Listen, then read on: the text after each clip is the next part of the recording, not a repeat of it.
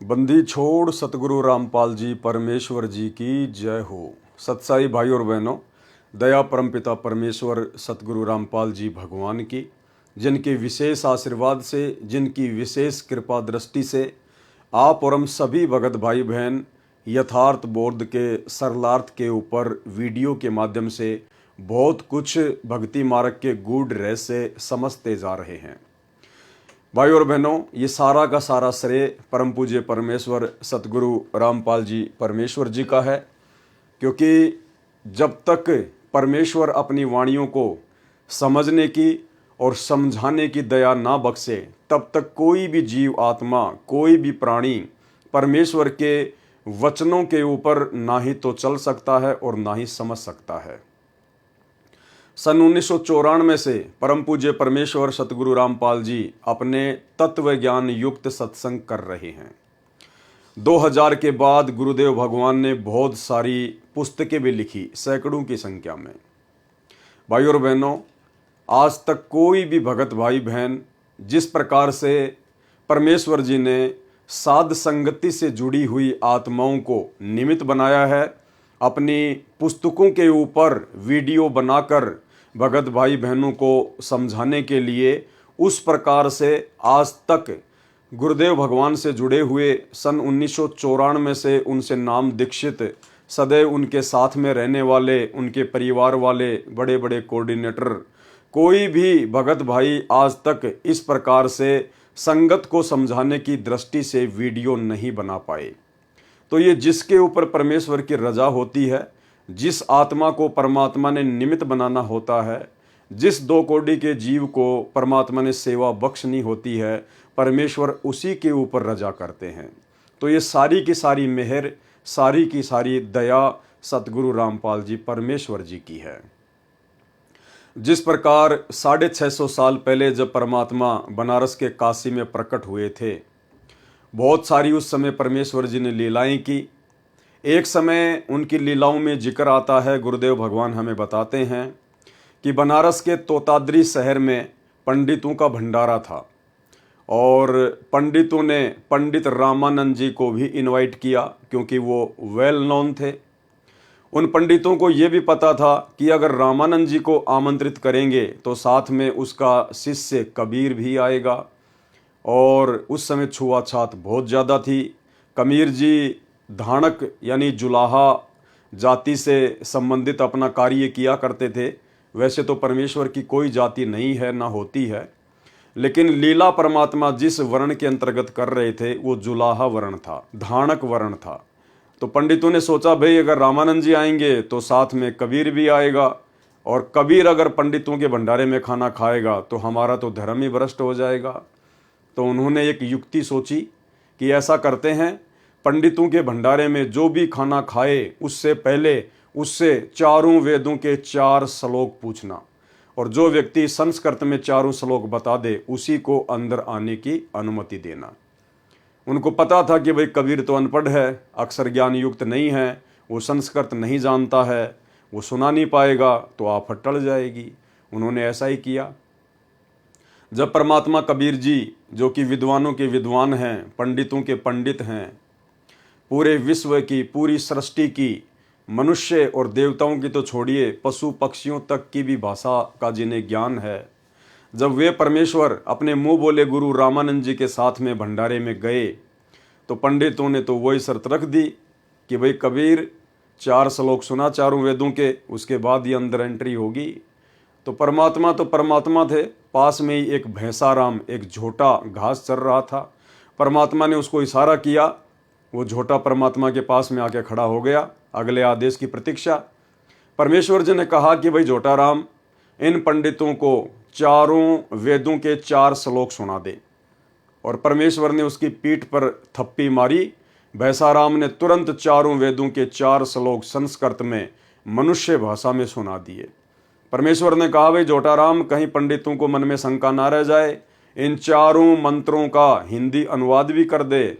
तो भैंसे राम ने उनका अनुवाद किया, और अनुवाद ये था कि रे मूर्ख पंडितों, हे अज्ञानियों, जो अल्लाह जिसने पूरी सृष्टि को रचा, जो तीनों लोकों में प्रवेश करके सबका धारण पोषण करता है, वो अल्लाह, वो खुदा कबीर है जो तुम्हारे सामने खड़ा है। उसके बाद पंडितों को अपनी करनी पर बड़ी शर्मिंदगी महसूस हुई। उन्होंने परमात्मा से माफ़ी मांगी और काफ़ी संख्या में इस चमत्कार को देखकर लोगों ने परमात्मा की शरण भी ग्रहण की। तो भाइयों और बहनों, जब 650 साल पहले परमात्मा जब इस पृथ्वी पर करोड़ों की संख्या में मनुष्य थे और 64 लाख की संख्या में उनके शिष्य थे, उनको वेदों के 4 श्लोक उन पंडितों को सुनाने के लिए निमित्त ना बनाकर एक जानवर को निमित्त बनाया। तो वर्तमान में तो हम मनुष्यधारी हैं, परमात्मा की शरण में हैं, उनके शिष्य हैं। आज यदि परमात्मा हमें ये सेवा दे रहे हैं तो आप और हमारे लिए बड़े सौभाग्य की बात है। तो भाई और बहनों, भक्ति बोध का सरलार्थ जो स्वयं सतगुरु रामपाल जी परमेश्वर जी ने अपने कर कमलों से हमें करके यथार्थ भक्ति बोध नाम की पुस्तक में दिया हुआ है, जिसके ऊपर हम भाई बहन साध संगति के माध्यम से वीडियो बनाकर अपने विश्वास को दृढ़ करते जा रहे हैं। 37 पेज तक ये कंप्लीट हो चुका है। अब इसके आगे आज हम शुरू करेंगे। भाई और बहनों, ये वाणियाँ जो परमपिता परमेश्वर जी के मुख कमल से उच्चारित हैं, ये भले ही हिंदी में है और क्षेत्रीय भाषा में है, परंतु इनका जो रहस्य है, इनका जो सार है, वो वेद और गीता जी से भी गहरा है। तो कई बार हम इन वाणियों का जो सरलार्थ गुरुदेव ने किया हुआ है, हम उसको पढ़ चुके हैं पहले भी, लेकिन हमें याद नहीं रहता है। तो इसका मतलब ये नहीं है कि यदि हमें वाणियों का सरलार्थ याद नहीं होगा तो हम जो 3 समय का पाठ करते हैं तो हमें उन पाठ का लाभ नहीं मिलेगा। ऐसा बिल्कुल भी नहीं है। परमेश्वर की वाणियाँ स्वयं सिद्ध हैं। आदरणीय गरीबदास जी महाराज जी के सदग्रंथ साहिब से निकाली गई ये वाणियाँ स्वयं सिद्ध हैं। स्वयं सिद्ध का मतलब होता है जिस प्रकार डॉक्टर मरीज को कैप्सूल देता है या टैबलेट देता है, तो मरीज को नहीं पता उस कैप्सूल के अंदर क्या है, लेकिन डॉक्टर ने जिस रोग के लिए वो कैप्सूल बनाया गया है वो परफेक्ट रूप से बनाया है। अब वो मरीज चाहे उसको खोल कर देखे या ना देखे, चाहे उसकी जांच करे या ना करे, उसने तो अपना काम उस रोग पर करना ही करना है। तो इसी प्रकार परमेश्वर की जो वाणियाँ हैं, जिनके ऊपर हम वीडियो बना रहे हैं, परमेश्वर जी ने जिनका सरलार्थ किया हुआ है, ये वाणियाँ स्वयं सिद्ध हैं। जिन वाणियों को हम 3 समय की आरतियों के माध्यम से पाठ करते हैं, उच्चारित करते हैं प्रतिदिन, तो भले ही हमें इन वाणियों का यथार्थ सरलार्थ ज्ञान नहीं है, हमें इनके यथार्थ अनुवाद का ज्ञान नहीं है, लेकिन जब हम तीनों समय की आरतियों के रूप में इनका पाठ करते हैं प्रतिदिन, तो वाणियाँ अपना कंप्लीट काम करती हैं। ये वाणियाँ स्वयं सिद्ध हैं। और एक अन्य उदाहरण गुरुदेव भगवान ने दिया कि जिस प्रकार किसी व्यक्ति को अगर सर्प काट ले तो व्यक्ति तो बेहोश हो जाता है, जहर का असर हो जाता है, फिर एक गारुड़ को बुलाया जाता है। गारुड़ उसको कहते हैं जो सर्प काटे हुए व्यक्ति को कुछ मंत्र बोलकर वापस होश में ला दे। तो वो व्यक्ति तो बेहोश पड़ा है और गारुड़ ऊपर से उसके ऊपर मंत्र पढ़ रहा है और उन मंत्रों का प्रभाव उस बेहोश व्यक्ति के ऊपर भी होता है और कुछ ही समय में वो होश में आ जाता है। तो जिस प्रकार वो व्यक्ति जो बेहोश था वो मंत्र सुन भी नहीं रहा था, लेकिन वो जो मंत्र था, जो गारुड़ उसका उच्चारण कर रहा था, वो स्वयं सिद्ध था। वो गारुड़ के द्वारा वो सिद्ध किया हुआ मंत्र था। तो उस सिद्ध मंत्र ने अपना काम उस बेहोश व्यक्ति पर करना ही करना था। तो ठीक इसी प्रकार परमपिता परमेश्वर जी के मुख कमल से उच्चारित स्वयं सिद्ध वाणियाँ, क्योंकि परमेश्वर के मुख कमल से उच्चारित प्रत्येक शब्द स्वयं सिद्ध ही होता है। जैसे हम सत्संग सुनते हैं गुरुदेव भगवान का, तो वो स्वयं सिद्ध हैं। उस सत्संग ने हमारे ऊपर असर करना ही करना है। इसीलिए गुरुदेव भगवान कहते हैं, यदि आपने नाम भी नहीं लिया है और यदि आप सत्संग भी सुनना शुरू कर देते हैं तो आपको 70% लाभ मात्र सत्संग सुनने से होना शुरू हो जाता है। तो इसी प्रकार भाई और बहनों, वाणियों का चाहे हमें अनुवाद याद है या नहीं है, वाणियों के विषय में चाहे हमें पूर्ण जानकारी है या नहीं है, परंतु वाणियाँ जो हम प्रतिदिन उच्चारण करते हैं तीनों समय के पाठ के रूप में, ये अपना यथार्थ और पूर्ण काम अवश्य करती हैं। और यदि हमें इनके अनुवाद का ज्ञान हो जाएगा तो फिर हमारा विश्वास और बढ़ता है, हमारे अंदर और अधिक दृढ़ता गुरुदेव भगवान के चरणों में और उनकी भक्ति में उत्पन्न होती है। इसीलिए तो सतगुरु रामपाल जी परमेश्वर जी ने आप और हम जीवों पर दया करके इन समस्त वाणियों का जो तीनों समय की आरतियों के अंदर हैं, परमेश्वर जी ने यथार्थ भक्ति बोध नाम की पुस्तक बनाकर यथार्थ अनुवाद करके आप और हमारे हाथों में दे दिया, ताकि मेरे बच्चे आपस में इन वाणियों को पढ़ेंगे, एक दूसरे को पढ़ाएंगे और साध संगति के माध्यम से अपने विश्वास को आसमान में लेकर जाएंगे। और यही विश्वास एक दिन हमें परमेश्वर जी के सतलोक में पहुंचाएगा, क्योंकि परमात्मा कहते हैं, कहे कबीर सुनो भाई साधो, मैं तो हूं विश्वास में। तो इतनी बड़ी दया सतगुरु रामपाल जी परमेश्वर जी ने आप और हमारे ऊपर बख्शी है। और इस दया के लिए अब आगे वीडियो शुरू करने से पहले, आगे की वाणियों के ऊपर चर्चा करने से पहले गुरुदेव भगवान से आशीर्वाद प्राप्त करेंगे, परमात्मा जी की महिमा करेंगे। बंदी छोड़ सतगुरु रामपाल जी परमेश्वर जी की जय हो। परमपिता परमात्मा, सारी सृष्टि के रचनहार, कुल मालिक, असंख्य ब्रह्मांडों के स्वामी, जगत गुरु, तीनों लोकों में प्रवेश करके सबका भरण पोषण करने वाले राजाधिराज, आत्माधार, नाथों के नाथ, देवों के देव महादेव, सर्वेश्वर महेश्वर, मृत्युंजय, अजरो अमर, आदि अनादि, सनातनी प्रभु, जगत पिता जगदीश्वर, श्री श्री 1008 की उपाधि के वास्तविक अधिकारी, अकाल मूर्त सौद स्वरूपी राम वासुदेव, सर्वगतम ब्रह्म, परम पूज्य, प्रथम पूज्य, परम संत, परम पुरुष, परम धनी, परम दयालु, सत्य कबीर, हक्का कबीर, अल्लाहु कबीर, अल्लाहु अकबर, बाखबर, अल्लाह ताला, जगत के तारणहार, जगत के मुक्तिदाता, जगत के जगन्नाथ, हारे के सहारे, हिंदुओं के राम, मुसलमानों के अल्लाह, सिखों के वाहेगुरु, ईसाइयों के मसीह, दया के सागर दयानिधि, करुणा के सागर करुणानिधि, स्वयंभू परिभू, संकट मोचन, कष्ट हरण, मंगल करण, दुख भंजन, अविगत कबीर, निर्विकार निर्विषम परमात्मा, अलय अलेख सतगुरु, आदि अनादि सतगुरु, असली मर्यादा पुरुषोत्तम, असली राम, असली कृष्ण, असली घनश्याम, असली मुरारी, राजाओं के राजा, महाराजाओं के महाराजा, शहंशाहों के शहंशाह, सम्राटों के सम्राट, भगवानों के भगवान, अल्लाहों के अल्लाह, प्रभुओं के प्रभु, मसीहाओं के मसीह, सच्चे वाहेगुरु, बाबाओं के बाबा, पीरों के पीर, सेठों के सेठ, जगत सेठ, सावड़सा सेठ, सर्वगुण संपन्न, अनंत कोटि कलाओं के स्वामी, अनंत कोटि ब्रह्मांडों के नायक, योगियों में महायोगी, ध्यानियों में महाध्यानी, सिद्धों में परम सिद्ध, ज्ञानियों में तत्व ज्ञानी, ब्रह्म ज्ञानी, महाज्ञानी, परम ज्ञानी, सर्वश्रेष्ठ ज्ञानी, युवा कबीर, समृत कबीर, अमित ओझा, सच्चे रहनुमा, करीम अल्लाह, सुभान अल्लाह, दुनिया के अंतिम पैगंबर, 8 सितंबर 1951 से गांव धनाना, जिला सोनीपत, हरियाणा, भारतवर्ष की पावन भूमि पे प्रकट रियल कल की भगवान श्री नारायण साकार हरि, सच्चे बाबा साहेब, संत श्रोमणी सतगुरु रामपाल जी परमेश्वर जी के चरण कमल में देश विदेश से साध संगति से जुड़े हुए हम सभी सत्सेवक भाई बहनों का अनंत कोटि दंडत प्रणाम।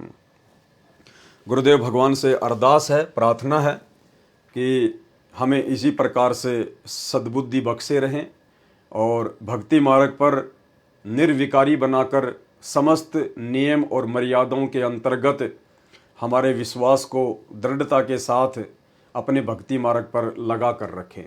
तो भाई और बहनों, 37 पेज तक यथार्थ भक्ति बोध के यथार्थ अनुवाद की वाणियों को हम जान चुके हैं, समझ चुके हैं। उसके बाद हम यहाँ से शुरू करेंगे वाणी। गरीब पट्टन घाट लखाइयाँ अगम भूमि का भेद, ऐसा सतगुरु हम मिला अष्ट कमल दल छेद। पट्टन घाट लखाइयाँ, पट्टन घाट का मतलब होता है त्रिकुटी से ऊपर का लोक, यानी सतलोक लखाइयाँ, यानी उस सतगुरु ने मुझे सतलोक का रास्ता दिखाया, अगम भूमि का भेद, और मुझे आगे की भूमि का भेद बताया, आगे का रास्ते का सतलोक का मुझे भेद बताया। ऐसा सतगुरु हम मिला, यानी आज हमें ऐसे सतगुरु मिले हैं संत रामपाल जी के रूप में, अष्ट कमल दल छेद, जिन्होंने अक्षर पुरुष का मंत्र देकर, सतनाम का दूसरा मंत्र देकर हमारा 8वां कमल भी छेद दिया, अर्थात खोल दिया। गरीब पट्टन घाट लखाइयाँ अगम भूमि का भेद, यानी सेम इसका वही अनुवाद है कि परमेश्वर जी ने हमें सतलोक का रास्ता दिखाया और सतलोक जाने के लिए आगे की जो भूमि है परमेश्वर ने उसका भेद बताया। और ऐसा सतगुरु हम मिला। आज हमें ऐसे सतगुरु मिल गए संत रामपाल जी के रूप में, अष्ट कमल दल सेव, जिन्होंने 8वां कमल दल यानी अक्षर पुरुष के लोक का कमल दल खोलने की पूजा बता दी। सेव यानी पूजा, सरलार्थ। दोनों वाणियों का एक जैसा ही भावार्थ है कि ऐसा सतगुरु मिला जिसने अगम भूमि अर्थात आगे के स्थान सत्यलोक का भेद रहस्य बताया। गरीब पट्टन घाट लखाइया अगम भूमि का भेद। वह पट्टन अर्थात परलोक जाने का घाट, घाट यानी जैसे हम कहते हैं ना घाटी, यानी पहाड़ों के ऊपर चढ़ना फिर नीचे उतरना, उसको कहते हैं घाट, घाटी। पर्वतों के बीच का रास्ता घाटी। लखाइयां अर्थात आंखों से दिखाया। अष्ट कमल को छेद कर खोल कर सत्यलोक ले गया। सतगुरु ने वह सेव अर्थात पूजा बताई जिससे अष्ट कमल अर्थात 8वां कमल खिल गया। 8वां कमल ये अक्षर पुरुष के लोक का है। अक्षर पुरुष का स्थान सूक्ष्म शरीर में है जो शरीर में बने ब्रह्मांड के पार है। अब आगे परमात्मा हमें थोड़ा सा जो है वो कमलों के विषय में जानकारी दे रहे हैं। तो भाई और बहनों, ये जानकारी भी हमारे लिए बहुत आवश्यक है। थोड़ी बहुत जानकारी हमें जरूर होनी चाहिए कि हमारे शरीर में कुल कितने कमल हैं, कौन सा कमल जो है वो किसका है। तो जानकारी दी है परमात्मा ने, ध्यान से देखिए। मानव शरीर में कुल 7 कमल हैं, यानी हमारे शरीर में कुल कितने कमल हैं? 7, जो एक पिंड कहलाता है जिसे शरीर भी कहते हैं। मानव शरीर में एक ब्रह्मांड का मानचित्र है, इसलिए इसको ब्रह्मांड भी कहते हैं। मूल कमल, दूसरा संवाद कमल जिसको अनाहत कमल भी कहते हैं, तीसरा नाभि कमल, चौथा हृदय कमल, और 5वां कंठ कमल, और 6वां त्रिकुटी कमल, और 7वां सहस्त्र कमल यानी ये काल का कमल, 1000 पंखुड़ी वाला कमल। तो टोटल 7 कमल ही हमारे शरीर में होते हैं, हमारे जो है वो पिंड में होते हैं। टोटल 7 कमल। पूर्ण सतगुरु से ज्ञान प्राप्त करने से पता चला कि हमने अष्ट कमल दल यानी 8वां कमल दल को खोलने की भी साधना करनी होती है। यानी हमारे शरीर में तो केवल 7 ही कमल हैं, मूल कमल से लेकर और सहस्त्र कमल तक। लेकिन जब हमें सतगुरु मिला, हमें पूर्ण सतगुरु मिले, हमें तत्वदर्शी संत मिले, तो उन्होंने हमें बताया, पूर्ण सतगुरु से ज्ञान प्राप्त करने से पता चला कि हमने अष्ट कमल दल को खोलने की साधना भी करनी चाहिए। जबकि हकीकत तो यह है भाई और बहनों, सतगुरु रामपाल जी परमेश्वर जी के मिलने से पहले हमें तो मूल कमल का भी नहीं पता था, एक भी कमल का नहीं पता था कि कमल क्या होते हैं, कैसे खुलते हैं, कौन कौन से देवता शरीर में विराजमान हैं, कुछ नहीं पता था। अगर कुछ पता था तो केवल इतना पता था कि सुबह नहा धो के खाना खा के घर से निकलना है और सारा दिन 2 के 4 कमाने हैं और वापस घर में शाम को एंट्री करनी है, खा के सो जाना है, फिर सुबह वापस मार्केट में निकलना है। इससे ज्यादा भक्ति, भगवान का, साधना का, कमलों का, पिंड का, ब्रह्मांड का कुछ भी ज्ञान नहीं था। पूर्ण सतगुरु से ज्ञान प्राप्त करने से पता चला कि हमने अष्ट कमल दल को खोलने की साधना करनी है। यानी 7 कमलों के अलावा 8वां कमल भी खोलने की साधना करती है, जो कि हमारे सूक्ष्म शरीर में होता है। तब पूर्ण मोक्ष का मार्ग स्पष्ट होगा। अष्ट कमल दल 8वां कमल है। अष्ट कमल दल यानी 8वां कमल, इसमें अक्षर पुरुष का वास है। 8वें कमल में, अष्ट कमल दल में किसका वास है? अक्षर पुरुष का। इसके पश्चात अर्थात इसके ऊपर 9वां कमल है। अक्षर पुरुष के 8वें कमल के ऊपर फिर 9वां कमल है, और 9वां कमल क्या है? सतलोक। 9 कमल दल है, इसमें परम अक्षर ब्रह्म का वास है, अर्थात सत्यलोक। यानी सतलोक जाने के लिए 9वां कमल दल खोलना पड़ेगा। और वो 9वां कमल दल किससे खुलेगा? सार नाम से खुलेगा, सार शब्द से खुलेगा। और ये जो 8वां कमल है अक्षर पुरुष का, ये किससे खुलेगा? यानी हमें जो सतनाम देते हैं परमात्मा, जिसमें 2 मंत्र देते हैं। एक मंत्र तो काल का, काल के ओम मंत्र से तो खुलेगा ये काल का सहस्त्र कमल, और सतनाम के अंदर जो दूसरा मंत्र है अक्षर पुरुष का, उससे खुलेगा 8वां कमल, और उसके बाद 9वां कमल जो कि पूर्ण परमात्मा का है, ये कमल खुलेगा फिर सार नाम से, सार शब्द से। तो ये जानकारी भी आप और हमारे को होनी बहुत जरूरी है। वाणी, गरीब परपट्टन की पीठ में सतगुरु ले गया मोहे, सिर साटे सौदा हुआ अगली पिछली खोई। परपट्टन की पीठ में यानी सतलोक जाने वाले रास्ते में, जहां पर एक दुकान है, जहां पर एक बाजार लगता है। तो सतलोक जाएंगे तो बाजार कहां लगता है? क्या बताया परमात्मा ने कि सबसे बड़ा बखेड़ा होगा त्रिकुटी पर। तो त्रिकुटी वो बाजार है, वो पीठ है, वो दुकान है। परपट्टन की पीठ में यानी सतलोक जाने के रास्ते में एक बाजार लगता है, एक दुकान है। परपट्टन का मतलब होता है सबसे ऊपर वाला लोक, तो चाहे उसको सबसे ऊपर वाला लोक कहो, चाहे उसको सतलोक कहो। परपट्टन की पीठ में यानी जब हम सतलोक के लिए जाएंगे अपने सतगुरु के साथ, तो उसके रास्ते में एक दुकान पड़ेगी, एक बाजार मिलेगा, जहां सतगुरु ले गया मोहे, जहां मुझे मेरा सतगुरु अपने साथ में ले गया। सिर साटे सौदा हुआ अगली पिछली खोई। सिर साटे सौदा हुआ और अगली पिछली खोई। अगली पिछली का मतलब परमात्मा ने बताया कि हमारे शरीर में जो ये सातों जो ये कमल हैं, जिनकी हमने साधना की है, मूल कमल से लेकर और ये सहस्त्र कमल तक की, तो ये सारी की सारी जो कमाई है, ये हम वहां पर जमा करवा देंगे, अगली और पिछली। तो परमात्मा क्या कह रहे हैं? मूल कमल से लेकर त्रिकुटी तक की जो कमाई है, वो तो है हमारी पिछली कमाई, और जो ये सहस्त्र कमल की जो कमाई है ओम नाम की, ये है अगली कमाई। तो ये अगली और पिछली सारी की सारी जो कमाई है, ये हम त्रिकुटी पर अपने सतगुरु के साथ जाकर जमा करवा देंगे।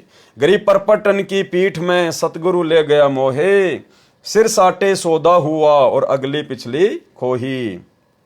सरलार्थ, परपट्टन अर्थात परलोक जाने के मार्ग में, पीठ अर्थात दुकान में सतगुरु मुझे ले गया, यानी धर्मराज के दरबार में ले गए। सिर साटे सौदा हुआ अगली पिछली खोही, जिसमें सत्य साधना करने वाला साधक अपना जीवन पूरा करके भक्ति करता हुआ शरीर छोड़कर जाता है। तो वह जो साधना सतगुरु स्वयं परमेश्वर जी ने गुरु रूप में प्रकट होकर, यानी परमेश्वर स्वयं ही गुरु रूप में प्रकट होकर, सतगुरु रूप में प्रकट होकर जिसने हमें वो साधना बताई, तो वह जो साधना सतगुरु स्वयं परमेश्वर जी ने गुरु रूप में प्रकट होकर द्वारा बताई होती है, वह सभी कमलों की साधना मंत्रों से करता है। त्रिकुटी से नीचे के कमलों को पिछले कमल कहा है। त्रिकुटी से पीछे के जो कमल हैं उनको क्या कहा गया है?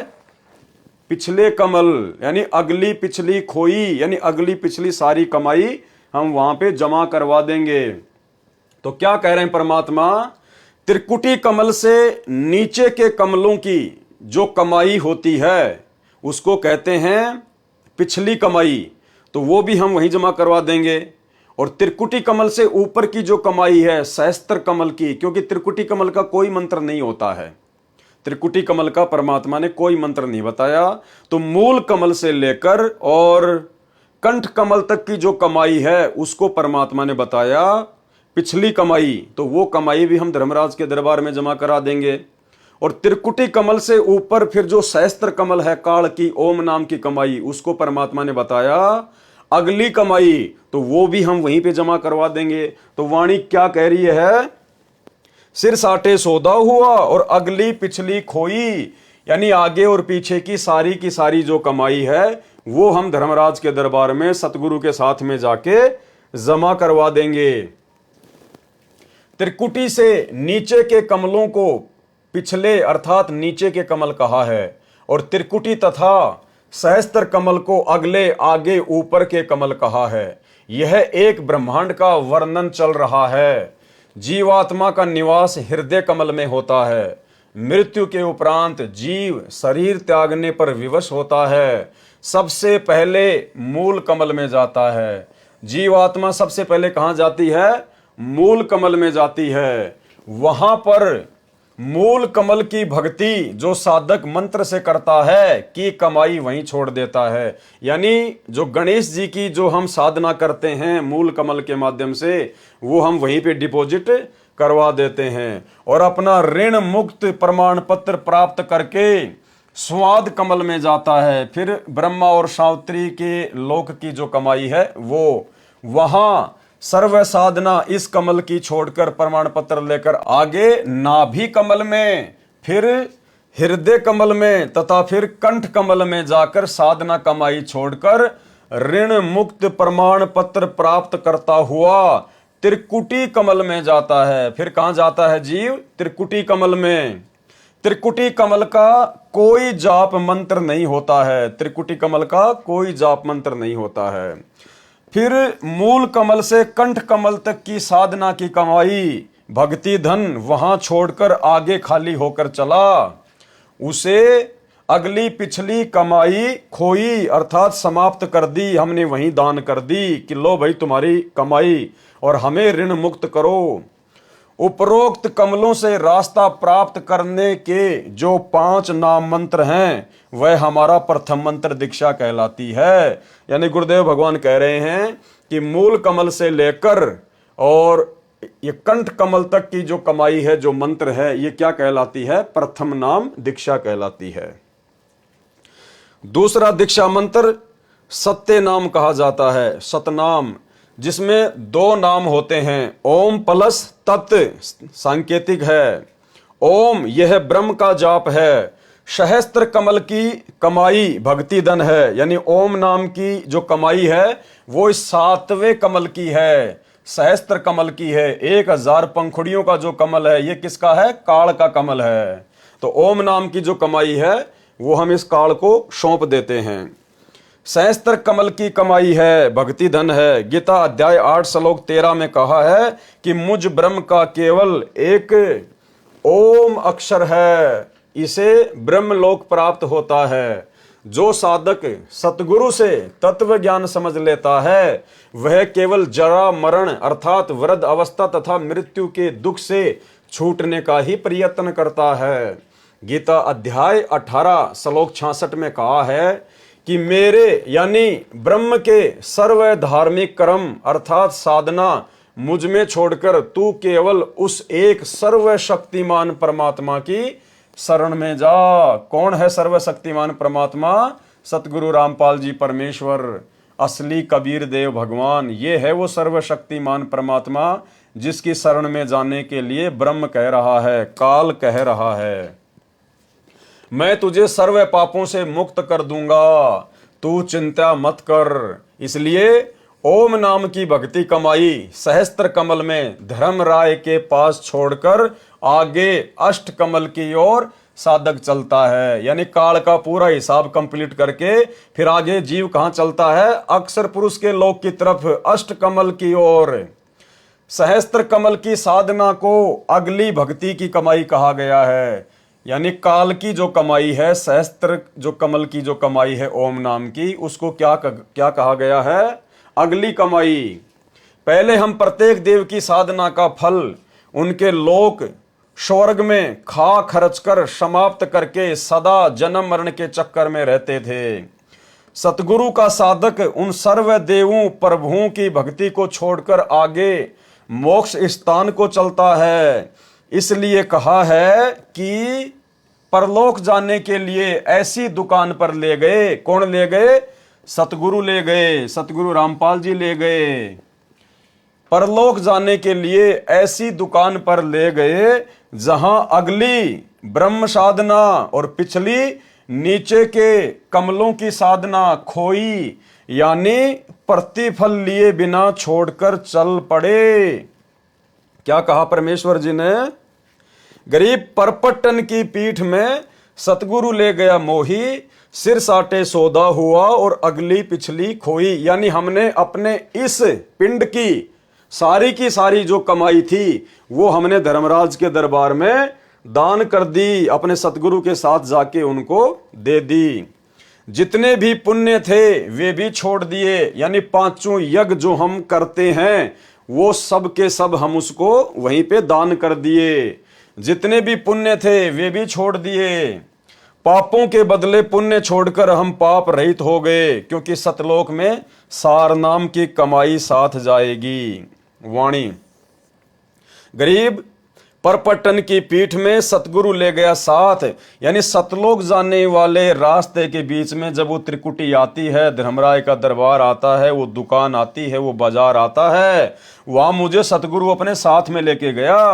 गरीब परपट्टन की पीठ में सतगुरु ले गया साथ, और जहां हीरे माणक बिके पारस ला गया हाथ।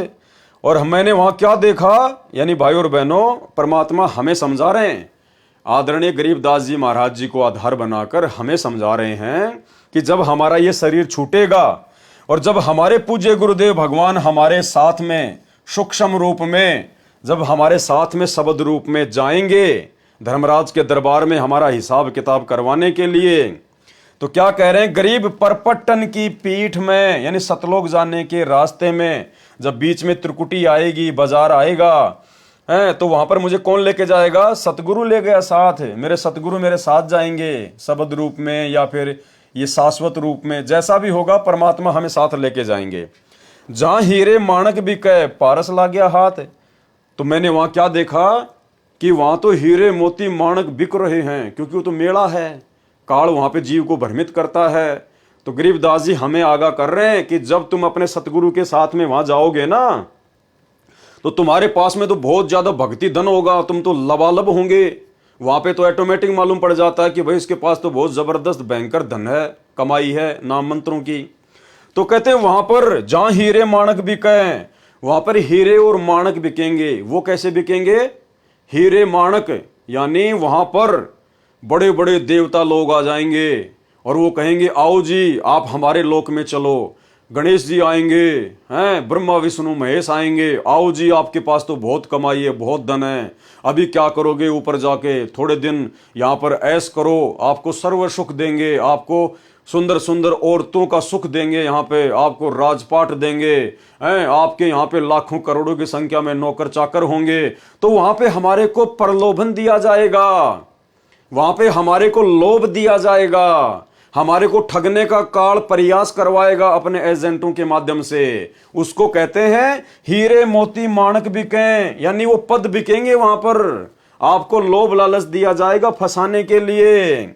लेकिन जो सच्चा भगत होगा वो क्या सोचेगा कि जहां हीरे माणक बिके पारस ला गया हाथ। सच्चा भगत क्या क्या सोचेगा कि मेरे हाथ तो पारस लग गया, अरे मुझे तो धरती पर सतगुरु मिल गया, तत्वदर्शी संत मिल गया, मेरे हाथ में तो पारस है। पारस यानी किसी भी चीज को सोना बना दे, कीमती बना दे, तो मैं तुम्हारे हीरे मोती माणक लेके क्या करूंगा भाई, जब मेरे हाथ में पहले से ही पारस है, यानी पहले से ही मेरे पास में सतगुरु है, और मैंने तो सतलोक जाने की भक्ति करी है। मैंने तुम्हारे यहाँ के छोटे मोटे पद, इंद्रदा राज कागदा विष्टा ना भोगा इंद्राणी नु है, तुम्हारे छोटे मोटे पद प्राप्त करने के लिए मैंने धरती पर भक्ति नहीं करी, मैंने सतलोक जाने की साधना की है। तो तुम्हारे हीरे मोती माणक लाल मुझे नहीं चाहिए, ये तेरा गणेश का पद, माता का पद है, ब्रह्मा विष्णु महेश का पद, शिवलोक का पद, ये हमें नहीं चाहिए भैया। हमारे हाथ में तो पारस लगा हुआ है, हमारे पास तो दुनिया के सबसे कीमती वस्तु है, सतगुरु है, सतगुरु की भक्ति है। हमें हीरे मोती माणक लाल नहीं चाहिए, हमें तो सतलोक जाना है, हम तो देखेंगे भी नहीं इनकी तरफ। गरीब परपट्टन की पीठ में सतगुरु ले गया साथ, और जहां हीरे माणक बिके पारस ला गया हाथ। सरलार्थ, परलोक में जाने के लिए जिस पीठ अर्थात बाजार पर मुझे सतगुरु साथ लेकर गए, कहां, त्रिकुटी, वहीं पर हीरे मोती भी बिक रहे थे। यहां पर हीरे मोती का भावार्थ है कि स्वर्ग में देव पद, ये तो मोती जानो, स्वर्ग में जो देव पद हैं जिनका हमारे को प्रलोभन दिया जाएगा, वो तो क्या है, मोती।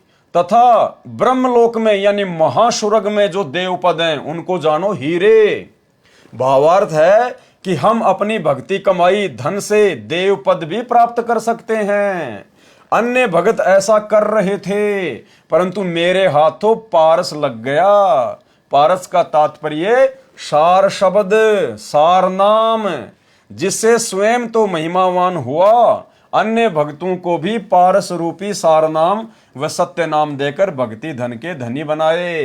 पारस एक पत्थर जैसा होता है। यदि पारस से लोहे का गार्टर एक सिरे से स्पर्श हो जाए तो पूरा गार्टर चाहे 15 फुट लंबा हो, सोना यानी गोल्ड बन जाता है। मुझे पारस जैसा मोक्ष मंत्र मिला है, जिससे सतलोक परम पद मिला, फिर कभी जन्म मरण नहीं होगा। और उस सतलोक में जाने के बाद फिर हमारे को वह सर्व सुख मिलेंगे, सर्व सुविधाएं मिलेंगी। जो सुख और सुविधाएं इस देवलोक में और ब्रह्मलोक में जिसका हमारे को लालच दिया जाएगा, उनमें तो देखने को भी नहीं मिलती। चार मुक्ति जहां चंपी करती, माया हो रही दासी। यानी ब्रह्मा विष्णु महेश के पास केवल 4 मुक्ति हैं। तो कहते हैं जब तुम सतलोक में जाओगे तो 4 मुक्तियां तो तुम्हारे चरण दबाएंगे, वहां पर तुम इनकी तरफ देखोगे भी नहीं, तुम्हारी दासियां बन के रहेंगी, नौकरानी बन के रहेंगी।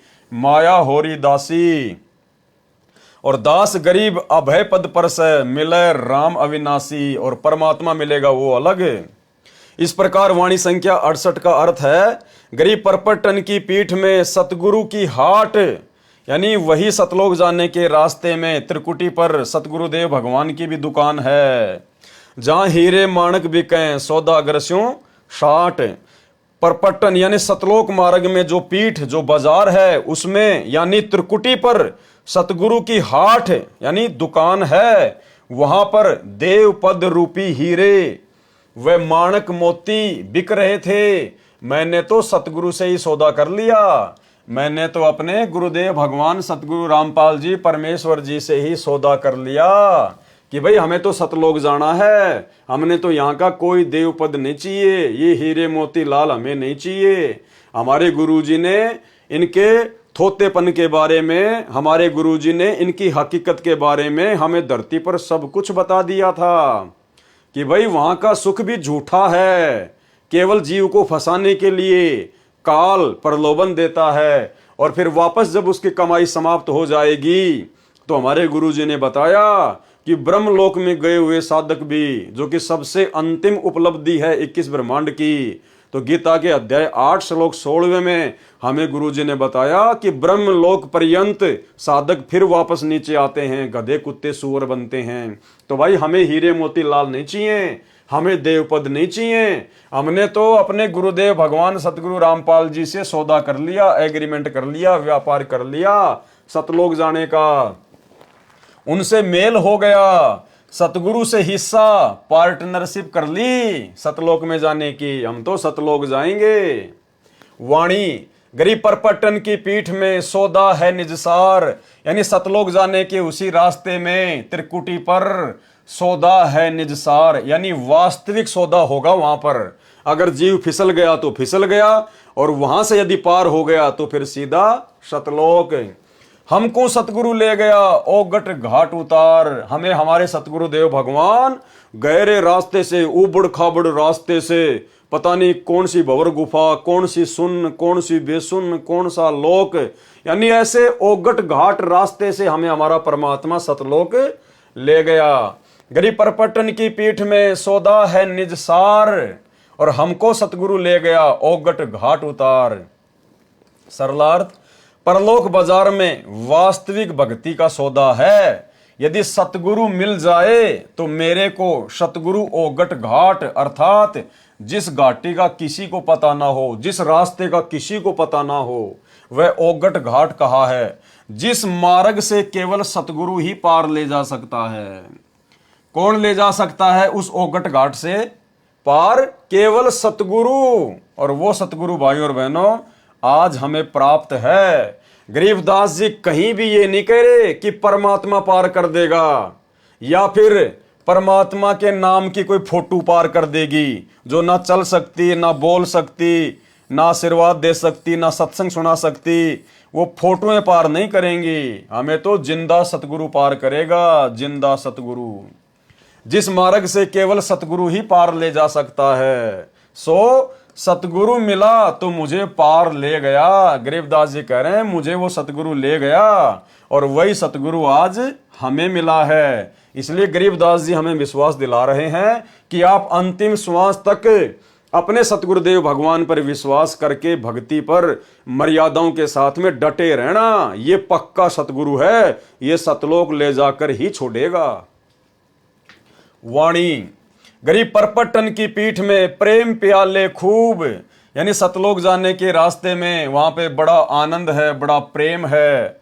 जहां हम सतगुरु ले गया मतवाला महबूब, यानी वो मतवाला महबूब, मतवाला सतगुरु, प्यारा सतगुरु जहां मुझे ले गया। परलोक बाजार त्रिकुटी में सतगुरु के साथ प्रेम भाव हो जाने से बहुत आनंद प्राप्त हुआ। जिस प्रकार हमें यहां आनंद प्राप्त है आज कि हम सतगुरु रामपाल जी परमेश्वर जी की शरण में हैं, क्योंकि हमारा मोक्ष निश्चित है। हम तो चद्दर ओढ़ कर सो रहे हैं। अगर आजीवन मर्यादा में रहकर इसी प्रकार से भक्ति करते रहे तो हमारे मोक्ष में कोई संशय नहीं, हम आनंदित हैं। परलोक बाजार त्रिकुटी में सतगुरु के साथ प्रेम भाव हो जाने से बहुत आनंद प्राप्त हुआ। सतगुरु महबूब की तरह अपना लगा। जिस प्रकार हमें यहीं पर हमारे सतगुरुदेव भगवान सबसे ज्यादा प्रिय और प्यारे लग रहे हैं। सबसे अधिक प्रिय हमें कौन लगते हैं? हमारे गुरुदेव भगवान। वे मतवाले अर्थात मस्त हैं। वाणी गरीब परपटन की पीठ में मतवाले मस्तान, और हमको सतगुरु ले गया अमरापुर स्थान, यानी सतलोक जाने के रास्ते में उस परपटन की पीठ में बहुत सारे मतवाले और मस्ताने लोग थे। छोटे मोटे देव पद लेकर मस्त हो रहे थे, हीरे मोती माणक उस काल के लेकर मस्त हो रहे थे, वहीं पे अपनी भक्ति को बर्बाद कर रहे थे। और मुझे तो सतगुरु ले गया उस अमरापुर स्थान। परलोक बाजार पीठ में अन्य बहुत से साधक मिले जो अपनी साधना से काल लोक में देव पद प्राप्त करके मतवाले खुशी से नाच रहे थे, क्योंकि उन मूर्खों को सतगुरु मिला नहीं। और यदि उनको सतगुरु मिला तो उन्होंने धरती पर सतगुरु के वचन की पालना करी नहीं, मर्यादा में रहे नहीं। जिस प्रकार सतलोक आश्रम मैनेजमेंट हरियाणा वाले और उनसे जुड़े हुए भाई बहन, जब यहीं पर ये लोग सतगुरु के ज्ञान को छोड़कर, सतगुरु की मर्यादाओं को तोड़कर दो कोडी के राजनेताओं के पीछे दौड़ रहे हैं, उनकी रैलियों में जा रहे हैं, उनका समर्थन कर रहे हैं, तो भाइयों और बहनों, ऐसे भक्तों के बारे में परमात्मा बता रहे हैं कि जो भगत यहां पर मर्यादा तोड़कर भक्ति भी करेगा तो वो त्रिकुटी पर फैल हो जाएगा। वो वहां पर उन हीरे मोती और लाल को देखकर, बड़े बड़े देव पद को देखकर, शंकर जी आएंगे, आओ जी मेरे लोक में चलो, मैं आपको मेरे लोक में जो है वो गण बना दूंगा, मैं आपको स्वामी बना दूंगा। गणेश जी आएंगे, आओ जी गणेश का पद आपके लिए खाली पड़ा है। तो जो लोग यहीं पे राजनेताओं के तलवे चाट रहे हैं, गुरु जी के ज्ञान के विरुद्ध राजनीतियां कर रहे हैं, राजनेताओं का समर्थन कर रहे हैं, गुंडों की सीबीआई जांच करवाते हैं, आरक्षणों में शामिल हो रहे हैं, एक पीले पर्चे के ऊपर बिल्कुल फिदा हो जाते हैं, अपने अपने कोऑर्डिनेटरों के आदेशों के ऊपर फिदा हो रहे हैं, ज्ञान को आधार नहीं बना रहे, तो उन भक्तों के साथ में त्रिकुटी पर ऐसी बनेगी, वो वहां पर फिसल जाएंगे। गरीब परपटन की पीठ में मतवाले मस्तान, और हमको सतगुरु ले गया अमरापुर स्थान। परलोक बाजार अर्थात त्रिकुटी में अन्य बहुत से साधक मिले जो अपनी अपनी साधना से काल लोक में देव पद प्राप्त करके मतवाले अर्थात खुशी से नाच रहे थे। जैसे आज नरेंद्र मोदी की रैली में हरियाणा के भगत खुशी से नाच रहे हैं, उसी में मस्तान यानी मगन थे। परंतु हमको, गरीबदास जी को, यानी हम भक्तों ने अपने ऊपर लेना है ये, परंतु हमको सतगुरु अमुक स्थान यानी सतलोक में ले गए, यानी हम नहीं फंसे उस काल के चक्कर में। वाणी गरीब बंकनाल के अंतरे त्रिवेणी के तीर। बंकनाल परमात्मा ने बताया हमारे पीछे कमर में जो रीढ़ की हड्डी है, मूल कमल से लेकर त्रिकुटी कमल तक, उसके अंदर एक नाड़ी है टेढ़ी मेढ़ी, टेढ़ी मेढ़ी, बंकनाल। बंक यानी बाकी। बंकनाल के अंतरे त्रिवेणी के तीर, हम वहीं से उस बंकनाल के माध्यम से मूल कमल से आत्मा फिर ऊपर जाएगी त्रिकुटी तक। बंकनाल के अंतरे त्रिवेणी के तीर, और मानसरोवर हंस है वाणी को किलकीर। वहां पर जब हम मानसरोवर में जाएंगे, परमात्मा हमें लेकर जाएंगे, तो वहां पर परमात्मा भक्तों की छटनी करेंगे मानसरोवर पर। वाणी कोकिल कीर, वहां भक्तों की वाणी से, उनके विचारों से पहचाना जाएगा कि कौन तो जो है वो कौवा है, कीर यानी कौवा, और कौन भगत कोयल है, कोकिल यानी कोयल, यानी किस भगत ने मर्यादा निभाई है और किस भगत ने धरती पर मर्यादा तोड़ी है, कौन भगत सतलोक जानने के योग्य हुआ है और कौन भगत अभी वापस काल लोक में ही रहने के लायक है। तो ये छटनी फिर परमात्मा लास्ट कहां करेगा? मानसरोवर पर ले जाकर। सरलार्थ, मानव शरीर में रीढ़ की हड्डी के अंदर की ओर, उसके साथ टेढ़ी मेढ़ी एक नाड़ी रीढ़ की हड्डी के निचले सिरे से, जो गुदा के पास रीढ़ की हड्डी का अंत है, त्रिकुटी जो आंखों के पीछे है, यहां वहां तक जाती है, उसे बंक नाल अर्थात टेढ़ी मेढ़ी नाल नाड़ी कहते हैं। मूल कमल से यानी गणेश जी के मूल कमल से त्रिवेणी तक, त्रिकुटी के आगे 3 रास्ते होते हैं, उसे त्रिवेणी कहा जाता है। तब साधक अपनी भक्ति कमाई से जाता है, सूक्ष्म रूप में सतगुरु साथ रहता है, यानी सतगुरुदेव भगवान सतगुरु रामपाल जी सूक्ष्म रूप में हमारे साथ में रहेंगे। त्रिकुटी पर जाकर परमात्मा गुरु रूप में दर्शन देता है, यानी फिर त्रिकुटी पर परमेश्वर हमें दर्शन देंगे। कौन? सतगुरु रामपाल जी परमेश्वर, क्योंकि धरती पर भी परमात्मा सतगुरु रूप में है और त्रिकुटी पर भी परमात्मा सतगुरु रूप में ही रहेंगे। त्रिकुटी पर जाकर परमात्मा गुरु रूप में दर्शन देता है। बंकनाल के अंदर से त्रिवेणी के किनारे चले गए, यानी बंकनाल के अंतरे त्रिवेणी के तीर, यानी हम त्रिकुटी के लास्ट सिरे पे चले गए। त्रिकुटी पर जाकर परमात्मा गुरु रूप में दर्शन देता है। बंकनाल के अंदर से त्रिवेणी के किनारे चले गए, वहां पर मानो मानसरोवर जैसा स्थान है। वहां क्या है? मानसरोवर जैसा स्थान। मानसरोवर हंस है, जैसे सरोवर पर हंस पक्षी भी होते हैं और बगुले भी होते हैं। हंस पक्षी मोती खाते हैं, बगुले मछली खाते हैं। दोनों हंस तथा बगुला देखने में एक जैसे लगते हैं, परंतु उनके आहार से पता चलता है कि हंस कौन सा है और बगुला कौन सा है। इसी प्रकार वहां पर उपस्थित सतगुरु के हंस यानी सतगुरु के भगत, सत्य पुरुष की भक्ति करने वाले तथा काल के पुजारी दोनों भगत दिखाई देते हैं, परंतु उनके ज्ञान से अंतर पता चलता है। जब वे ज्ञान की वाणी बोलते हैं, उनमें इतना अंतर होता है जैसे कोकिल अर्थात कोयल तथा कीर अर्थात कौवे की बोली में अंतर होता है। यानी जो भगत मर्यादा तोड़कर भक्ति करता है वो काल की ही भक्ति कर रहा है। परमात्मा के कहने का मतलब ये है। और वहां जाकर परमात्मा फिर उनकी छटनी कर देगा। अन्यथा दूसरे पंथों के भक्तों से हमारे गुरु जी का क्या लेना देना? वो तो अपनी कमाई जाएंगे, अपने रास्ते जाएंगे। यहां धरती पर जो सतगुरु का भगत भी होगा और जो मर्यादा तोड़कर भक्ति करेगा, तो समझो वो काल की ही भक्ति कर रहा है। परमात्मा उसको वहां पर छांटकर अलग कर देगा।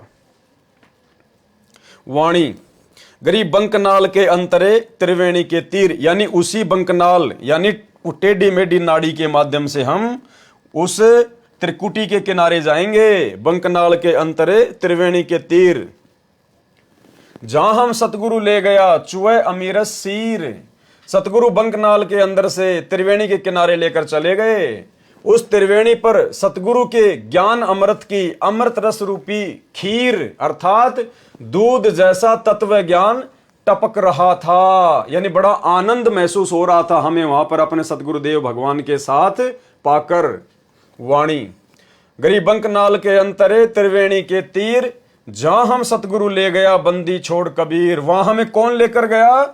सतगुरु लेकर गया। और सतगुरु कौन? बंदी छोड़ कबीर। तो हमारे गुरुदेव भगवान कौन हुए जो हमें वहां पर लेकर जाएंगे? बंदी छोड़ कबीर। जब गुरुजी ही बंदी छोड़ कबीर हैं, तो भाई फिर इस कबीर का हम क्या करें? इस नकली फोटो का हम क्या करें, जो ना तो हमारे साथ त्रिकुटी पर जाएगा, ना धर्मराज के दरबार में जाएगा, ना सतलोक लेकर जाएगा। तो इस फोटो को भगवान मान के फिर क्यों हम अपने असली भगवान को नाराज करें? गरीब बंकनाल के अंतरे त्रिवेणी के तीर, जहां हम सतगुरु ले गया बंदी छोड़ कबीर। सरलार्थ, सतगुरु बंकनाल के अंदर से त्रिवेणी के किनारे लेकर चले गए। कौन लेकर चले गए? सतगुरु लेकर चले गए। उस त्रिवेणी पर मुझे मेरे सतगुरु बंदी छोड़ कबीर जी लेकर गए थे। कौन लेकर गए थे? बंदी छोड़ कबीर जी। वाणी, गरीब भंवर गुफा में बैठकर अमी महारस जोख, ऐसा सतगुरु मिल गया सौदा रोकम रोक। रोकम रोक का मतलब होता है बिल्कुल पक्का सौदा हो गया हमारा तो पक्का सौदा हो गया, सतलोक जाकर ही रुकेंगे। उस त्रिवेणी से आगे 11वां द्वार पार करके 12वां द्वार पार किया। गरीब भंवर गुफा में बैठकर, भंवर गुफा कहां है? 12वें द्वार को पार करके आती है भंवर गुफा। तो क्या कह रहे हैं? गरीब भंवर गुफा में बैठकर अमी महारस जोख, यानी हम वो अमृत जैसा वो पदार्थ जो सतगुरु ने हमें पिलाया, हम वहां पर बड़े आनंदित होकर पी रहे थे, बड़ा आनंद आ रहा था भंवर गुफा में बैठकर। और ऐसा सतगुरु मिल गया सौदा रोकम रोक। हमें तो संत रामपाल जी के रूप में ऐसे सतगुरु मिल गए जिन्होंने हमारा बिल्कुल पक्का सौदा कर दिया, सतलोक जाने का सौदा बिल्कुल पक्का कर दिया। उस त्रिवेणी से आगे 11वां द्वार पार करके 12वां द्वार पार किया और भंवर गुफा में सतगुरु ले गए। वहां बैठकर अमी यानी अमृत, महारस, महा आनंद, जोक अर्थात पानी पिया। भावार्थ है कि वहां अनोखा आनंद महसूस हुआ भंवर गुफा में सतगुरु के साथ में, क्योंकि हम सतलोक के बेहद नजदीक थे, इसलिए हम भंवर गुफा में बड़े आनंदित महसूस करते हैं अपने आप को। ऐसा सतगुरु मिला जिसने सत्य साधना की इतनी कमाई करा दी कि रास्ते में सब कमलों में सौदा रोकम रोक, नगदा नगदी कैश किया। यानी सभी देवी देवताओं का जो हम साधना किया करते थे, मूल कमल में गणेश जी की, स्वाद कमल में ब्रह्मा शांतरी जी की, नाभि कमल में विष्णु लक्ष्मी जी की, हृदय कमल में शिव जी पार्वती जी की, कंठ कमल में माता जी की। तो कहते हैं हमें ऐसा सदगुरु मिल गया जिसने हमारी कमाई बिल्कुल कंप्लीट करा दी, और वो कमाई उनको देके देवी देवताओं को, और हमारा जो सौदा था बिल्कुल रोकम रोक कर दिया। हरियाणा में रोकम रोक का मतलब होता है बिल्कुल पक्का रजिस्ट्री हो जाना। वाणी, गरीब भंवर गुफा में बैठकर अमी महारस तोल, ऐसा सतगुरु मिल गया बज्र पोल दई खोल। बज्र पोल यानी वो ताला, वो द्वार जिसे कोई नहीं खोल सकता, सतगुरु ने पल में खोल दिया। बज्र पोल दई खोल। सरलार्थ, भंवर गुफा में अपनी भक्ति की धनराशि से सत्यलोक का सुख तुलवाया अर्थात प्राप्त किया। फिर सतगुरु साथ रहे, उन्होंने प्रत्येक द्वार पर लगे दृढ़ ताले वज्र पोल खोल दिए। पोल मानी खाली स्थान जो ढका हुआ हो, उसी को पोल अर्थात साहूकारों का घर जिसमें मेहमान बैठा करते थे, केवल नर मानव बैठा करते थे, उसे पोली अर्थात दहलीज कहते हैं, कहा करते, जो अब समाप्त प्राय हो चुकी है। सतगुरु ने उस पोली का द्वार खोल दिया अर्थात परमात्मा ने वो सारे दरवाजे खोल दिए। वाणी, गरीब भंवर गुफा में बैठकर अमी महारस जोख, यानी उस भंवर गुफा में बैठकर सतगुरु के साथ में हमने वो अमृत जैसा वो पदार्थ पिया, और ऐसा सतगुरु मिल गया, ले गया हम परलोक, हमारे को सतलोक में ले गया, हमें ऐसा सतगुरु मिल गया। भंवर गुफा में अमृत रस पिया अर्थात आनंद का अनुभव हुआ, और ऐसा सतगुरु मिला जो हमको परलोक अर्थात सतलोक में ले गया। गरीबदास जी आप और हमारा विश्वास दृढ़ कर रहे हैं कि भैया मैंने जो रिहर्सल की है वो पक्कम पक्की है, और तुम्हें वही सतगुरु मिल गया आज। अगर तुम भी मेरी के तरह दृढ़ रहकर आजीवन भक्ति करोगे तो तुम्हारा भी इसी प्रकार से सतगुरु बेड़ा पार करके सतलोक में बैठा देगा। तो ये आप और हमें विश्वास दिलाने के लिए, आप और हमें सतगुरु रामपाल जी परमेश्वर जी की भक्ति पर दृढ़ करने के लिए ये इतनी वाणियां गरीबदास जी महाराज जी ने लिखी, और सतगुरु रामपाल जी परमेश्वर जी ने इनका यथार्थ अनुवाद करके हमारे हाथों में दी। वाणी, गरीब पिंड ब्रह्मांड से अगम है न्यारी सिंधु समाद, यानी वो सतलोक जो है वो पिंड और ब्रह्मांड से अलग है। पिंड मानी ये शरीर और ब्रह्मांड मानी काल के 21 ब्रह्मांड, वो इनसे आगे है। न्यारी सिंधु समाध, उसको तो सहज समाधि से प्राप्त किया जा सकता है। न्यारी मानी अलग ही और समाध मानी समाधि से। ऐसा सतगुरु मिल गया देखा अगम अगाध। परमात्मा का स्थान इस पिंड अर्थात शरीर में नहीं देखा जा सकता, वह ब्रह्मांड से भिन्न है। उसके लिए सहज समाधि लगानी पड़ती है। सहज समाधि यानी सतगुरु रामपाल जी परमेश्वर जी ने हमें जो भक्ति दी है, जो मंत्र दिए हैं, वो हमारी सहज समाधि है, जो विधि हमें बताई है। ऊपर समाधि ले जाने के लिए जैसे आकाश रूप समुद्र को पार करना पड़ता है, वहां वह सत्यलोक है। हमने सतगुरु की महिमा जानी तो अगम अगाध अर्थात बहुत आगे का ज्ञान वाला है। उसका ज्ञान अगाध अर्थात गहरा है। देखा अगम अगाध अर्थात हमें जो सतगुरु मिले उनकी महिमा बहुत अगम अगाध है, बड़ी आगे की महिमा है, आसमानों से ऊपर की महिमा है। वाणी गरीब पिंड ब्रह्मांड से अगम है, न्यारी सिंधु समाध। ऐसा सतगुरु मिल गया दिया अक्षय प्रसाद।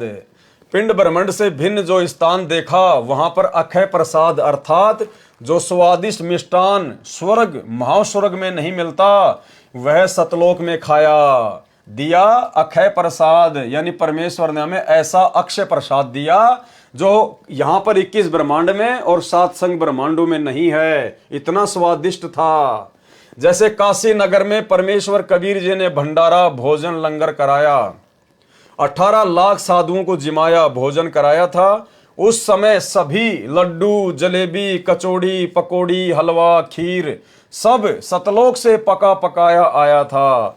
9 लाख बैलों पर थैलों में भर भर कर लाद कर केशव रूप धारण करके स्वयं कबीर जी ही लेकर आए थे। इसी प्रकार परमात्मा का प्रसाद सतलोक में खाया और बड़े आनंदित हुए।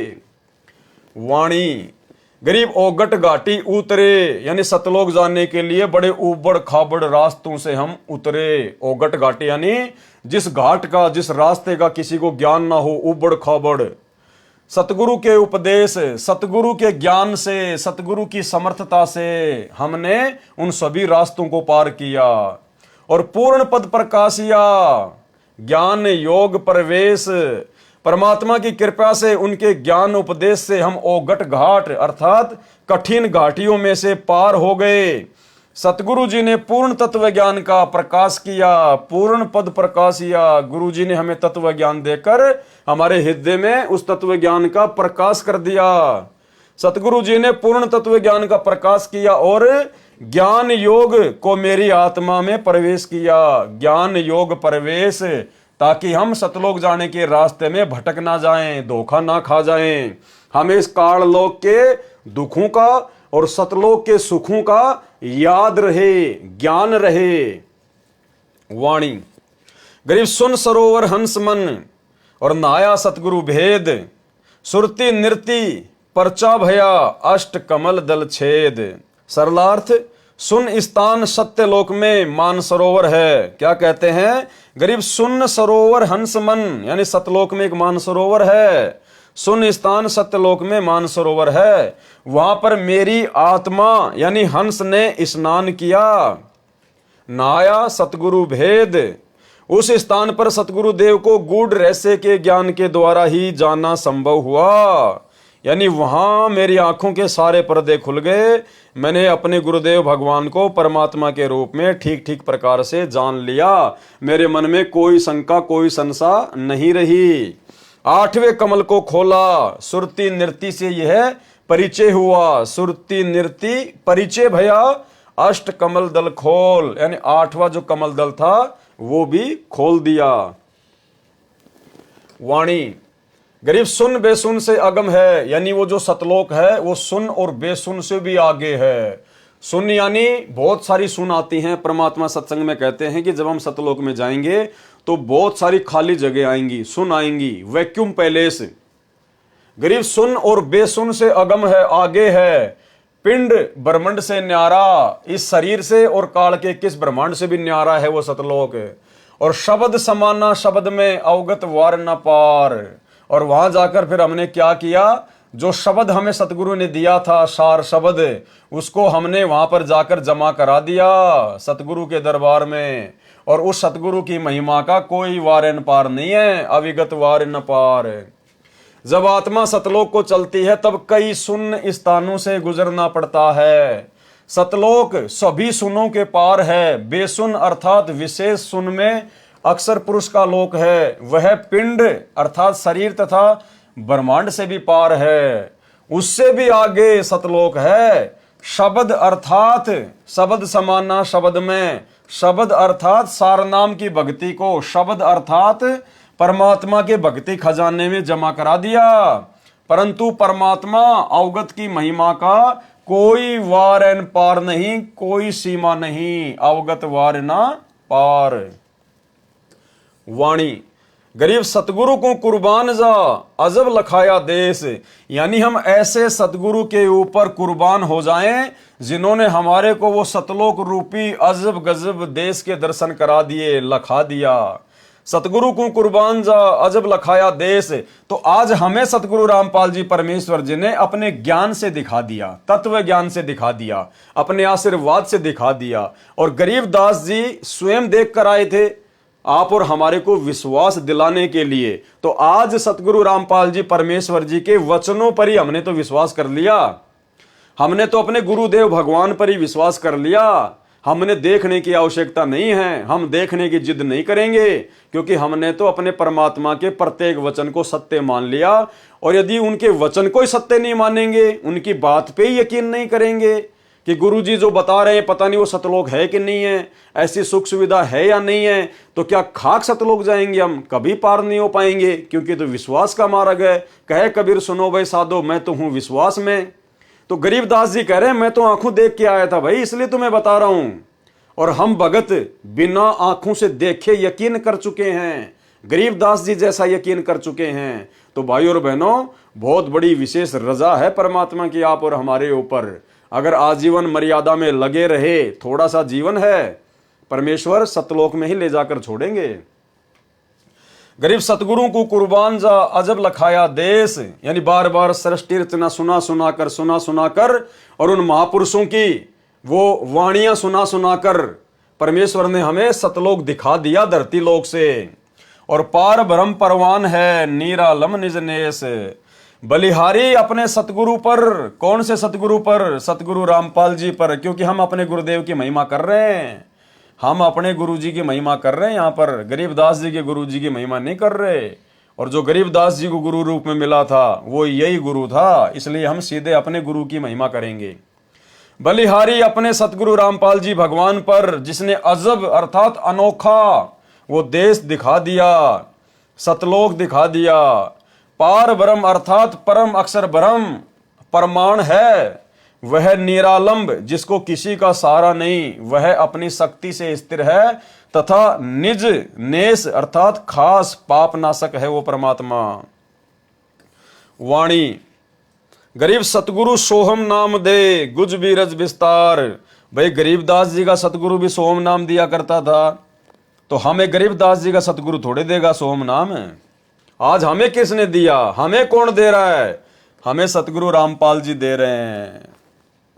गरीब सतगुरु सोहम नाम दे और गुज बीरज विस्तार, और बिन सोहम सीजे नहीं मूल मंत्र निज सार, यानी वो सार नाम भी सोहम के बिना काम नहीं करेगा। सतगुरु सोहम नाम जाप देता है, तो आज हमें किसने दिया भाई? हमें कौन दे रहा है वो नाम जाप? भाई सतगुरु देता है, बहुत अच्छी बात है। और वो सतगुरु यदि आज ना हो तो फिर क्या फायदा उसकी महिमा का? तो आज वो सतगुरु दे रहा है भाई। कौन? सतगुरु रामपाल जी। तो कौन दे सकता है वो नाम? गरीबदास जी कह रहे हैं सतगुरु दे सकता है। और सतगुरु गरीबदास जी ने किसको बताया? कबीर जी को बताया। तो आज हमें कौन दे रहा वो नाम? सतगुरु रामपाल जी। तो सतगुरु रामपाल जी कौन हुए? कबीर परमात्मा हुए, कबीर साहिब हुए। इसलिए तो हमने इस नकली कबीर साहिब को अपने घर से निकाल दिया।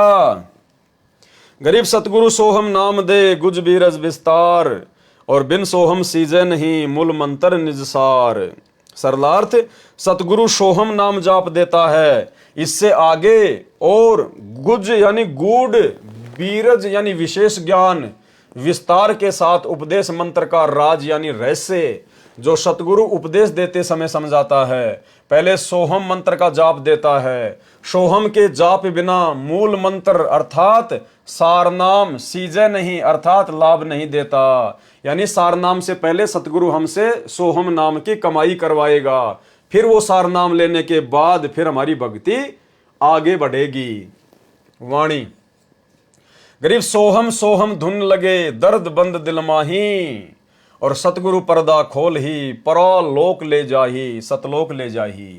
सरलार्थ काल ब्रह्म के ओम नाम की कमाई को त्रिकुटी पर जमा करने के पश्चात ओम नाम का जाप समाप्त हो जाता है। यानी जब हमें मूल कमल से लेकर और सहस्त्र कमल दल तक की कमाई यानी ओम नाम तक की कमाई जब हम धर्मराज के दरबार में जमा करवा देते हैं और जब हमारे को वहां से निकलने का रास्ता दे दिया जाता है 10वां द्वार पार करके, तो फिर ओम नाम की कमाई समाप्त हो जाती है। जो हम सतनाम में 2 मंत्र जाप करते हैं, पहला ओम, फिर वो ओम नाम का जाप नहीं करना होता। फिर जब हम ऊपर जाएंगे अक्षर पुरुष के लोक में, तो परमात्मा कहते हैं दोनों श्वासों से फिर अक्षर पुरुष का ही जाप चलेगा। सोहम सोहम सोहम सोहम, अंदर लेते समय भी और बाहर छोड़ते समय भी ऑटोमेटिक चलेगा। हमें सोचने की जरूरत नहीं है, परमेश्वर का विधान है। जैसे काल की कमाई ओम नाम की वहां छोड़ी और जैसे ही हम अक्षर पुरुष के लोक में प्रवेश करेंगे हमारा सतनाम का जाप ऑटोमेटिक चलेगा, लेकिन ओम नाम हट जाएगा और बाहर छोड़ते समय और अंदर लेते समय सोहम सोहम की धुन लग जाएगी। गरीब सोहम सोहम धुन लगे और दर्द बंद दिल माही, और मीठा मीठा दर्द एक कशक वो तड़प हमारे अंदर ऑटोमेटिक पैदा हो जाएगी फिर सतलोक जाने की।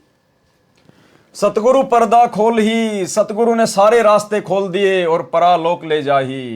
क्या कह रहे हैं परमात्मा? काल ब्रह्म के ओम नाम की कमाई को त्रिकुटी पर जमा करने के पश्चात ओम नाम का जाप खत्म हो जाता है, समाप्त हो जाता है। फिर सोहम सोहम ही दोनों श्वासों से प्रारंभ हो जाता है और सारनाम पहले की तरह ऊपर के श्वास से स्मरण होता है। और सारनाम की जो विधि होती है, सारनाम का जो सुमरण होता है वो वैसे ही चलता रहेगा। सुरती नृत्य से जाप चलता है।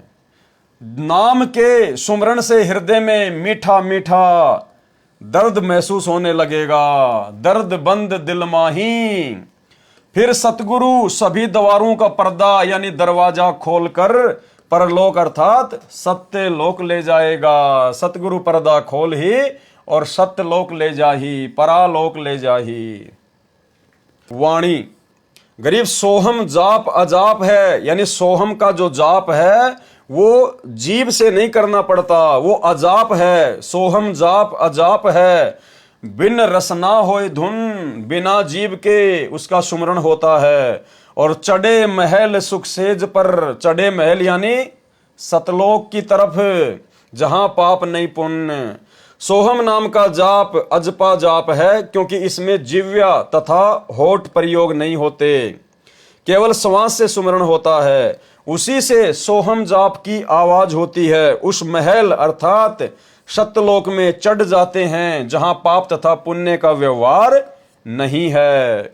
वाणी गरीब सोहम जाप अजाप है, बिन रसना होए धुन। सतगुरु दीप समीप है, नहीं बस्ती नहीं सुन्न। सत्य लोक में जहां सब हंस आत्माएं भगत जो मुक्त होकर जाते हैं, यानी इस काल लोक से मुक्त होकर जो भगत सतलोक में जाते हैं, उनका घर परमात्मा के सिंहासन के पास में है। यानी भाई और बहनों, ये गूढ़ रहस्य है। यानी हम जितनी भी आत्माएं इस काल के साथ में फंसी और इस 21 ब्रह्मांड में आई, हम सब के सब परमात्मा के विशेष सेवादार थे। वहां पर हम सब के सब परमात्मा के विशेष सेवादार थे। आप और हम आत्माओं को सतलोक में विशेष सुख प्राप्त था, विशेष सुख प्राप्त था। अब जैसे एक तो कोई प्रधानमंत्री के आसपास उसका कोई रिश्तेदार हो, उसका कोई बॉडीगार्ड हो, और एक कोई आम जनता हो, तो इस प्रकार से हम जितने भी लोग, जितने भी आत्माएं जो 21 ब्रह्मांड में फंसी पड़ी हैं, हम सब परमात्मा के सिंहासन के आसपास में रहा करते थे। हम परमेश्वर के विशेष प्यारे, विशेष सेवादार थे। वैसे तो सारे प्यारे हैं परमात्मा के, लेकिन कुछ खास भी होते हैं भाई। तो हम परमेश्वर के वो विशेष थे, क्योंकि जब जीव को ज्यादा सुख हो जाता ना, फिर वो उसकी वैल्यू नहीं समझ पाता है। तो हमने वहां पर इतने सुख थे, इतने ठाठ बाट थे, परमात्मा के सिंहासन के आसपास हम रहा करते थे। मिनट मिनट में परमात्मा के दर्शन करना, मिनट मिनट में परमात्मा से आशीर्वाद लेना। जिस प्रकार सतलोक आश्रम बरवाड़ा में जो गुरुदेव भगवान के आसपास रहा करते थे तो वो भी भगत ही, और वो भी भगत थे जो बेचारे पंडाल में चुपचाप जो है वो बैठा रहा करते थे। अब परमात्मा की दृष्टि में तो दोनों बराबर थे, लेकिन ज्यादा सुखी, ज्यादा परमात्मा के प्यारे लोग फिर किसको मानते हैं? जो गुरु जी के पास में रहते थे, गुरु जी के पीछे बंदूकें लेके चलते थे, गुरु जी पे चवर करते थे, बार बार गुरु जी से आशीर्वाद लिया करते थे। तो एक समय एक बिहार से एक माई थी, बूढ़ी बैठी थी बेचारी पंडाल में, माला कर रही थी अपनी बैठी बैठी, आशीर्वाद के लिए लाइन लगी तो वो भी लग गई। अब भगतों की तो होती है, अब गुरु जी के आसपास जो भगत रहते थे, गुरु जी के साथ में चलते थे, कोई बंदूक लेके चल रहा है, कोई चवर कर रहा है, कोई क्या कर रहा है। तो उस माई ने जाकर गुरु जी से कहा, जब माई का नंबर आया आशीर्वाद लेने का, तो सतगुरु रामपाल जी परमेश्वर जी से सतलोक आश्रम बरवाड़ा में उस माई ने कहा कि गुरु जी, बोले हाँ माई, बोला गुरु जी सबसे पहले तो यही भगत पार होंगे जो आपके आसपास रहते हैं, दिन में 20 बार आपसे प्रसाद लेते हैं, 50 बार आप इनको आशीर्वाद देते हो, 24 घंटे आपके साथ में रहते हैं। गुरु जी सबसे पहले तो यही पार होंगे, यही जाएंगे सतलोक। अब माई ने तो जैसा ज्ञान था वैसा कह दिया। तो गुरु जी ने कहा कि माई एक बात बता। बोला जी गुरु जी बताइए। बोला डॉक्टर के सबसे नजदीक कौन सा मरीज रहता है, यानी डॉक्टर सबसे ज्यादा किस मरीज की देखभाल करता है, बार बार किस मरीज को समझाता है। बोला गुरु जी डॉक्टर तो बार बार फटाफट उसी मरीज के पास जाएगा जो ज्यादा सीरियस हो, ज्यादा जो बीमार हो, सीरियस हालत हो, जो कोमा में हो। तो गुरुजी ने कहा कि बेटी ये जितने भी मेरे आसपास घूमते तुम्हारे को बहुत बड़े भगत नजर आ रहे हैं ना, ये बॉडीगार्ड, ये सेवादार, ये सारे के सारे ये कोमा में है, कोमा में ये भयंकर रूप से बीमार हैं। अगर मैं इनको अपने आसपास ना रखूं, ये सेवा ना दूं, तो काल इनको कब का उठा के ले जाए। तो माई की बात समझ में आ गई और गुरुजी ने कहा कि बैठ के अपनी माला कर ले, इस चक्कर में मत पड़ना कि कौन भगत बड़ा है और कौन भगत छोटा है। तो इसी प्रकार हैं तो सारे परमात्मा के प्यारे ही सतलोक में, लेकिन यहां परमात्मा क्या कह रहे हैं? सतलोक में जहां सब हंस आत्माएं भगत जो मुक्त होकर जाते हैं, उनका घर कहां है? परमात्मा के सिंहासन के पास में है।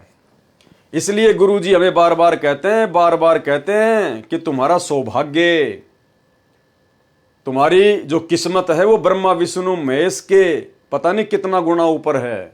ब्रह्मा विष्णु महेश की किस्मत तो तुम्हारे पासिंग भी नहीं है।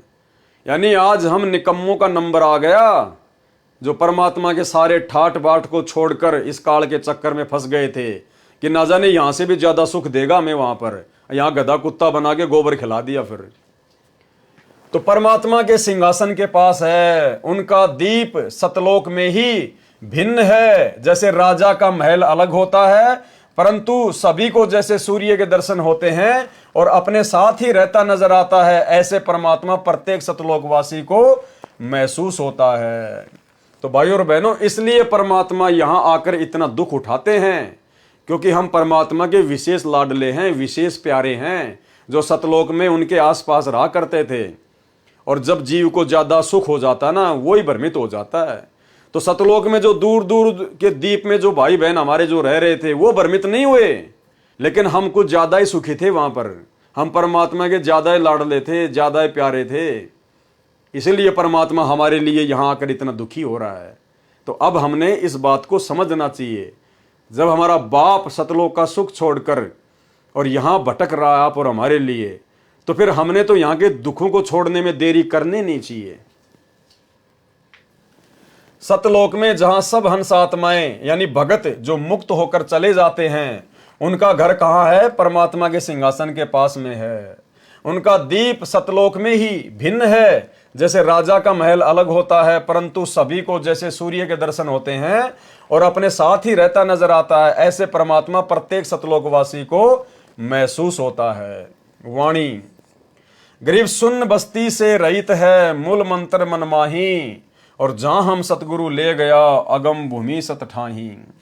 मूल मंत्र अर्थात सार नाम को मन में रख लगाकर जाप करने से उस स्थान पर चले जाते हैं। जो सतलोक सब सुनू से बनी बस्ती अर्थात लोकों से रहित है, अर्थात न्यारा है, जहां पर हमें सतगुरु लेकर गया। गरीबदास जी कह रहे हैं हमें कौन लेकर गया? सतगुरु। तो हमें कौन लेकर जाएगा? सतगुरु, ना कि ये कागज की फोटो। वह भूमि अगम अर्थात वह लोक आगे वाला है। सत ठाही यानी सच्चा स्थान, ठाही यानी स्थान, सत ठाही सत्य लोक है। वाणी। गरीब मूल मंत्र निज नाम है, सुरती सिंधु के तीर, और गैबी बाणी अरस में सुर नर धरे न धीर। मूल मंत्र जो सार नाम है उसका जाप सुरती नृत्य से किया जाता है। गरीब मूल मंत्र निज सार है यानी वो वास्तविक नाम है मूल मंत्र, और सुरती सिंधु के तीर यानी सुरती और नृत्य से उसका जाप किया जाता है, बड़े ध्यान से उसका जाप किया जाता है। और गैबी बाणी अरस में जब हम ऊपर जाएंगे तो वहां पर बहुत सारी गैबी बाणी यानी ऐसी ऐसी भयंकर गुप्त आवाजें आएंगी। और सुर नर धरे न धीर, सुर यानी देवता, नर यानी इंसान, ये वहां पर डामाडोल हो जाते हैं। जब ऊपर जाएंगे ना तो गुरुजी ने बताया काल का इतना भयंकर षड्यंत्र है, वो ऐसी ऐसी भयंकर गैबी बाणी यानी गुप्त आवाजें निकालेगा, बिजली जैसी कड़केंगी, भयंकर भयंकर आवाजें होंगी जैसे बादल गरजते हैं। तो ये छोटे मोटे संत ऋषि महात्मा जिनको सतगुरु प्राप्त नहीं होता है, जो कोई तप करके ओम नाम की कमाई करके मनमुखी रूप से जो ऊपर जाते हैं, कहते हैं वो उन आवाजों को सुन के डगमग हो जाते हैं, उनके कालजे फट जाते हैं, वो वापस भग लेते हैं वहां से। गरीब मूल मंत्र निज सार है, सुरती सिंधु के तीर, और गैबी बाणी अरस में सुर नर धरे न धीर। और उस समय में हमने क्या करना है? हमने अपने सार नाम के जाप को निरंतर चालू रखना होता है सुरती नृत्य से।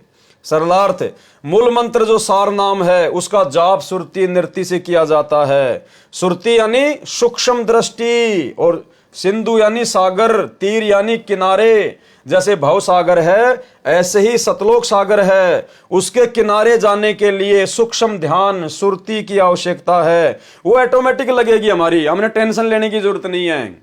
गुरुजी जब हमें सार नाम देंगे तो हमें उसकी विधि बताएंगे, और जब हम उस लोक में जाएंगे जहां पर हम जाएंगे ऑटोमेटिक वो सुरती हमारी उस नाम पे ऑटोमेटिक लग जाएगी। हमें घबराने की जरूरत नहीं है, टेंशन लेने की जरूरत नहीं है। ये तो परमात्मा में समझ आ रहा है कि ऐसा ऐसा होता है।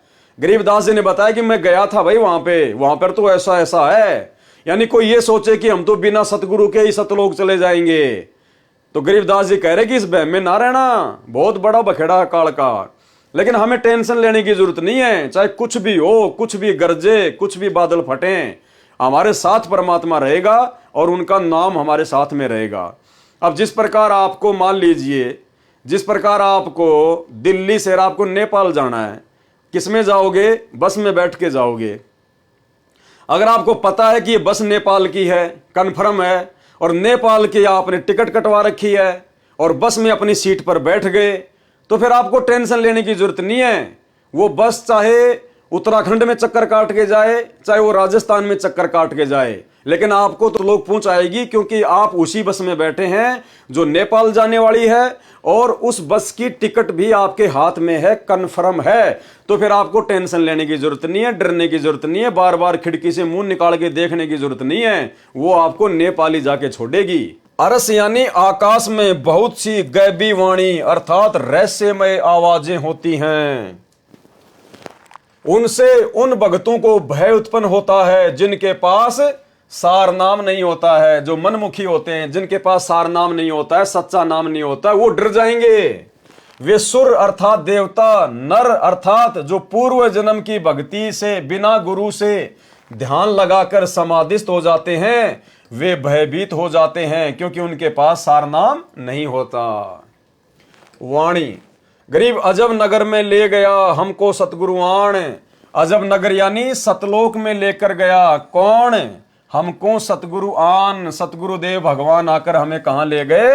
अजब नगर में सतलोक में, और झिलके बिंब अगात गति, हम सूते चादर तान। हम तो निश्चिंत होके सो गए। गरीबदास जी कह रहे हैं कि अपनी आंखों से देख के आया हूं और वहां जाके आया हूं, सारे ठाट बाट सारे सुख देख के आया हूं, घूम के आया हूं, और नीचे के ब्रह्मा विष्णु महेश और अक्षर पुरुष देवी देवता ब्रह्मा विष्णु महेश सबसे मिल के आया हूं। बिल्कुल कन्फर्म है जो गुरुजी बता रहे हैं वो।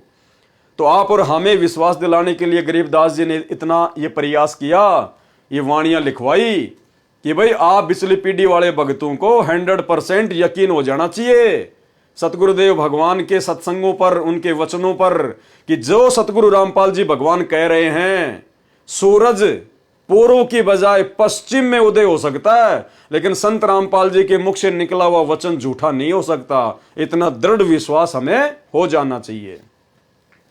गरीब अजब नगर में ले गया हमको सतगुरु आण, और झिलके बिंब अगाध गति, सूते चादर ताण। सरलार्थ, सतगुरु जो पूर्ण ब्रह्म जी हैं। कौन कह रहे हैं? गरीबदास जी। क्या कह रहे हैं?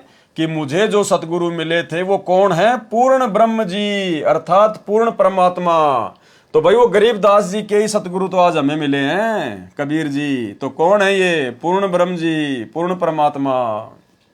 सतगुरु जो पूर्ण ब्रह्म जी हैं, वे जिंदा बाबा के रूप में सत्यलोक से पृथ्वी पर आकर मुझे अजब नगर, अद्भुत नगर अर्थात सतलोक में लेकर गए।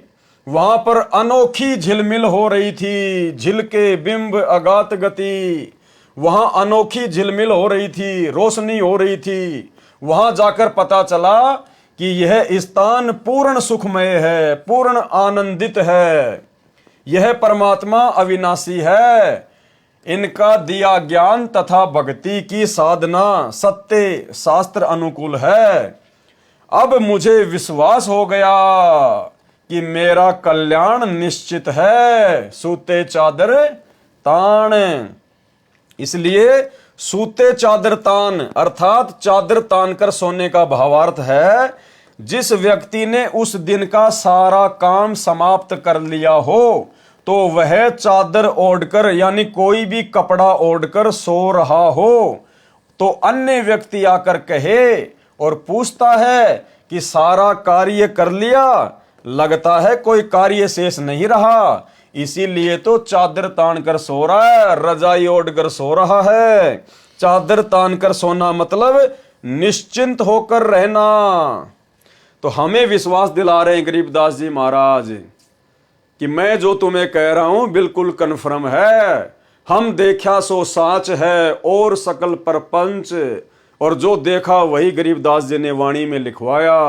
तो हम भक्तों को बिना सतलोक देखे, और भाई और बहनों हम जितने भी साथ संगति से भाई बहन जुड़े हुए हैं, आप और हमें अच्छे से पता है, अंदर से पता है कि हमने कभी सौपन में भी नहीं सोचा कि हमारे गुरुजी हमें सतलोक के दर्शन जो है वो करवा कर लाएं।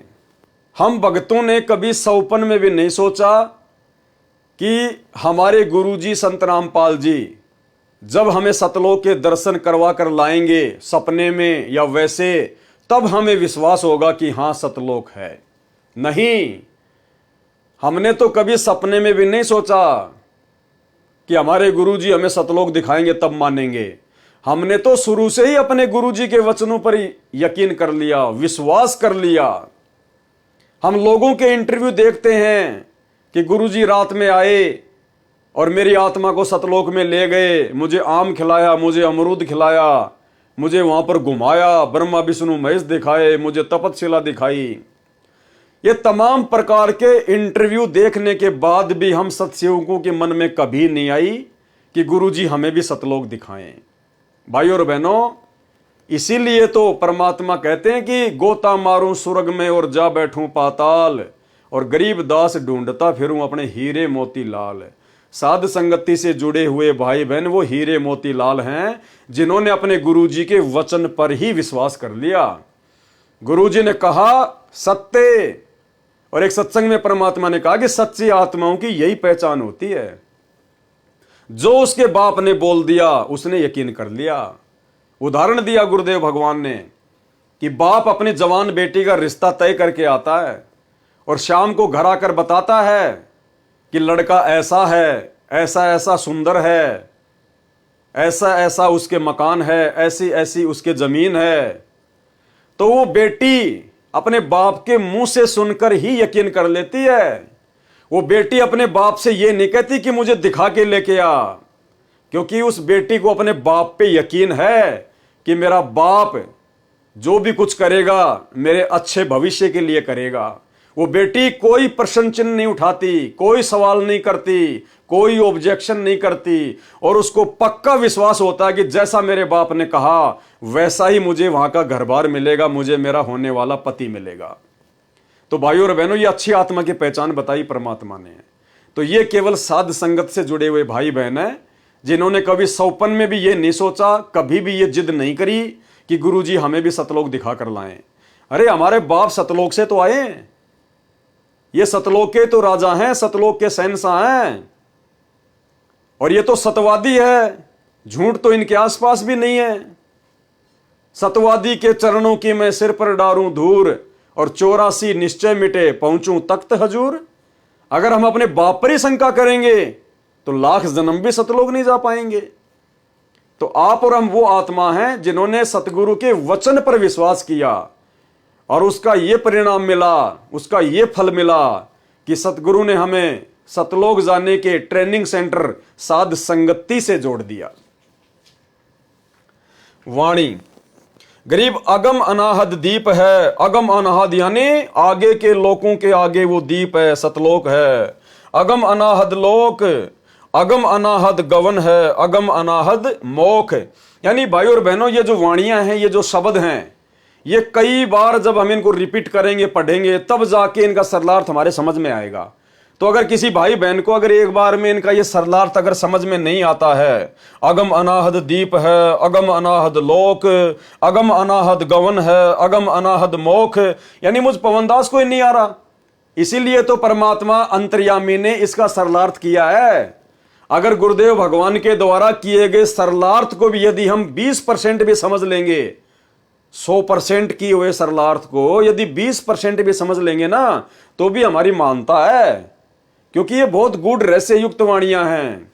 ये ना सोचना कि पवनदास को तो सारी याद हैं, पवनदास को याद नहीं है। पवनदास तो परमात्मा के द्वारा जो सरलार्थ किया गया है, और जितना परमात्मा ने मुझे बुद्धि बख्शी है, थोड़ा बहुत मैं तो उसी आधार से आप लोगों को बता रहा हूं, समझा रहा हूं, साथ संगति हो रही है।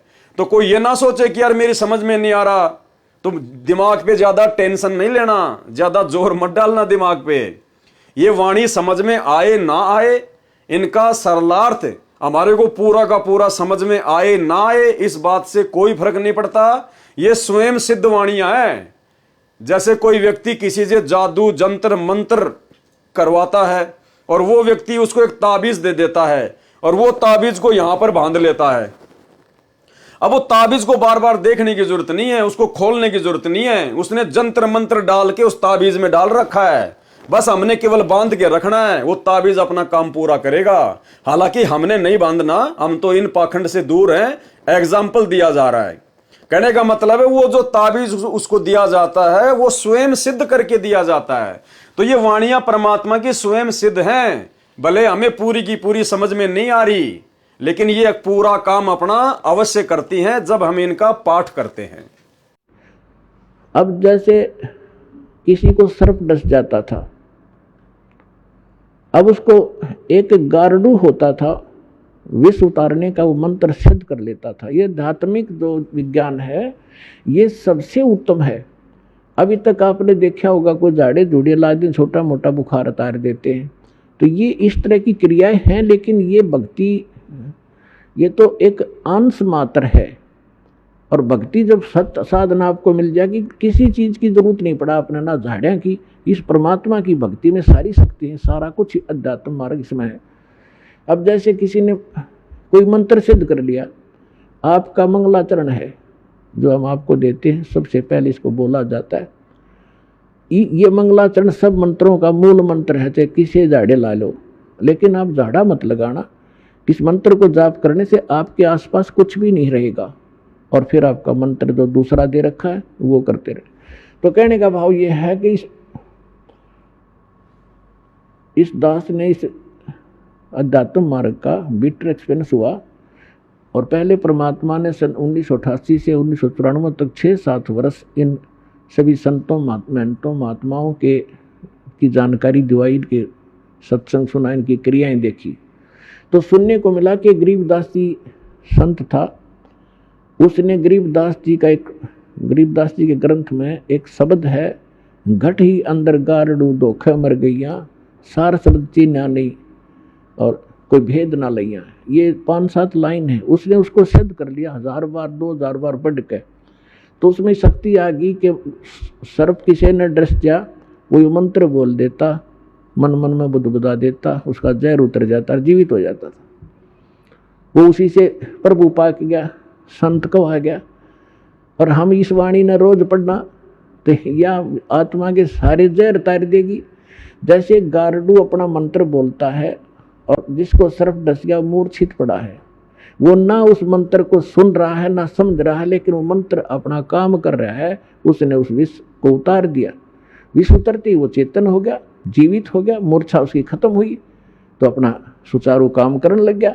सरलार्थ, अगम सबसे ऊपर आगे का अनाहद दीप अर्थात सतलोक, जिस दीप की कोई सीमा ना हो, ऐसा दीप यानी क्षेत्र है वो सतलोक। उस क्षेत्र में ऐसा ही अनाहद जिसका कोई अंत न हो, सतलोक स्थान है। इस वाणी में अनाहद दीप का अर्थ है ऊपर के चारों शाश्वत लोकों का क्षेत्र, सतलोक, अलखलोक, अगमलोक और अकैलोक। इस लोक में जाने के लिए भी अगम यानी अन्य लोकों वाले भक्ति मार्ग से आगे का अर्थात उत्तम भक्ति है। गवन प्रस्थान उस भक्ति मार्ग से सबसे आगे का अगम अनाहद मोक्ष शाश्वत मोक्ष है। अब बताओ हम इसको क्या समझेंगे? गुरुजी ने यथार्थ अनुवाद कर दिया, उसके बाद भी हमारे दिमाग में 5% भी नहीं आई। तो इसका निष्कर्ष ये है, परमात्मा कह रहे हैं कि सबसे पहले तो हम यहां से जो आगे का लोक है, जो अगम लोक है, अगम दीप है, सतलोक, हम वहां जाएं। और वहां जाने के बाद फिर ऊपर के जो 3 लोक और हैं, सतलोक के ऊपर अगम लोक, अलक लोक, अकय लोक, फिर वहां जाने के लिए भी भक्ति करनी पड़ती है। वैसे तो सतलोक में ही सारे सुख हैं, भले आप ऊपर की भक्ति ना करो, वहां आपका जन्म मरण नहीं होगा, बुढ़ापा नहीं होगा, कोई रोग नहीं होगा, किसी प्रकार की कोई कमी नहीं होगी, कोई काम नहीं करना पड़ेगा। लेकिन यदि उससे भी आगे जाना चाहो, उससे भी ज्यादा सुख प्राप्त करना चाहो, तो फिर उन आगे के लोगों की भी सतलोक में जाने के बाद में भक्ति करनी पड़ती है। वो तुम्हारी मर्जी, चाहे करो चाहे ना करो, इसका फाइनल रिजल्ट ये है। और आपको विश्वास दिलाने के लिए गुरु जी का छोटा सा एक सत्संग भी सुना देता हूं, जिसमें परमात्मा ने यही बातें बताई है। सतलोक में जाके सुरता संकट कट जा सारे, अलख लोक और अगम लोक के, यानी सतलोक में जाकर के फिर अलख अगम लोक को और सतनामी को हम वहां जाकर के प्राप्त करेंगे। वहां अलग से वहां भक्ति, हम चाहेंगे ऊपर जाना तो वहां भक्ति करेंगे, नहीं तो सतलोक में। जैसे वहां इस लोक ने छोड़कर आज जी को ना, और ये तो छूटे भीगा, तो वहां तो इतना आनंद हो जाएगा, वो आपकी इच्छा आगे ऊपर चलना या ना चलना, सतलोक तक जाने के बाद कोई कष्ट नहीं है, फिर पुनर्जन्म नहीं है। अनामी लोक में जाने के बाद फिर वहां आत्मा और परमात्मा एक हो जाते हैं, आत्मा परमात्मा में समा जाती है। लेकिन सतलोक, अलखलोक और अगम लोक में वहां आत्मा और परमात्मा का अलग अस्तित्व है। वाणी गरीब सतगुरु पारस रूप है और हमरी लोहा जात, और पलक बीच कंचन करे पलटे पिंड रुगात। देखो कितनी सिंपल वाणी लग रही है ना हमारे को। गरीबदास जी कह रहे हैं कि जो सतगुरु मुझे मिले थे वो तो पारस जैसे हैं, पारस जैसे, जो अपना तत्व ज्ञान देकर मिनट में अपने भगत को चेंज कर देते हैं, उसकी काया पलट देते हैं। और हमारी लोहा जात, और हम जीव तो लोहा हैं उस पारस रूपी सतगुरु के आगे। पलक बीच कंचन करें, पलक बीच यानी आंख झपकने जितनी देर में वो परमात्मा सोना बना दे हमारी काया का, यानी अपने ज्ञान से हमारे विचारों को चेंज कर दे। पलटे पिंड और गात, जैसे पारस पत्थर लोहे से इस पर सोने पर लोहे को सुरग बना देता है। यहां पे शायद ये गलती हो गई होगी, जहां तक मुझे आइडिया है, यहां पे आना चाहिए स्वर्ण यानी सोना बना दे, क्योंकि पारस तो सोना बनाता है। वैसे तो पता नहीं, अब मालिक की मौज, हो सकता है जब मैनेजमेंट वालों ने इसको प्रिंट कराया तो हो सकता है उसमें यहाँ पर दिक्कत हो गई होगी, तो यहाँ पे होना चाहिए सोना। जैसे पारस पत्थर लोहे से स्पर्श होने पर लोहे को सोना बना देता है, जिस कारण से वह बहुमूल्य हो जाता है, इसी प्रकार हम तो लोहा जैसे जीव थे। यानी सतगुरु रामपाल जी परमात्मा के मिलने से पहले हम तो लोहे जैसे थे, लोहा भी जंग लगा हुआ, किसी काम का नहीं, खराब, 84 में जाने वाले थे हम तो। सतगुरु का ज्ञान, नाम तथा आशीर्वाद पारस जैसा है, जिसने हमारे को भगत रूपी सोना बना दिया, श्रवण बना दिया। किसने? पारस रूपी सतगुरु रामपाल जी परमेश्वर जी ने हमारा पिंडरुगात अर्थात शरीर ही पलट दिया, अर्थात बुराई छुड़वाकर सत्य भक्ति पर लगाकर जीव का उद्धार कर दिया। वाणी, गरीब हम तो लोहा कठिन है और सतगुरु बने लुहार। यानी हम तो बहुत ही ज्यादा जो है बिगड़े हुए जीव थे, बिल्कुल घटिया स्तर के जीव, और सतगुरु बने लुहार। सतगुरु भी एक नंबर का लुहार निकला, मार मार के थोड़े अपने तत्व ज्ञान के, मार मार के चोट, फिर गर्म किया, फिर थोड़े मारे, बार बार सृष्टि रचना सुनाई, बार बार ज्ञान सुनाया। गरीब हम तो लोहा कठिन है, सतगुरु बने लुहार, और जुगन जुगन के मोर्चे तोड़ घने घड़सार।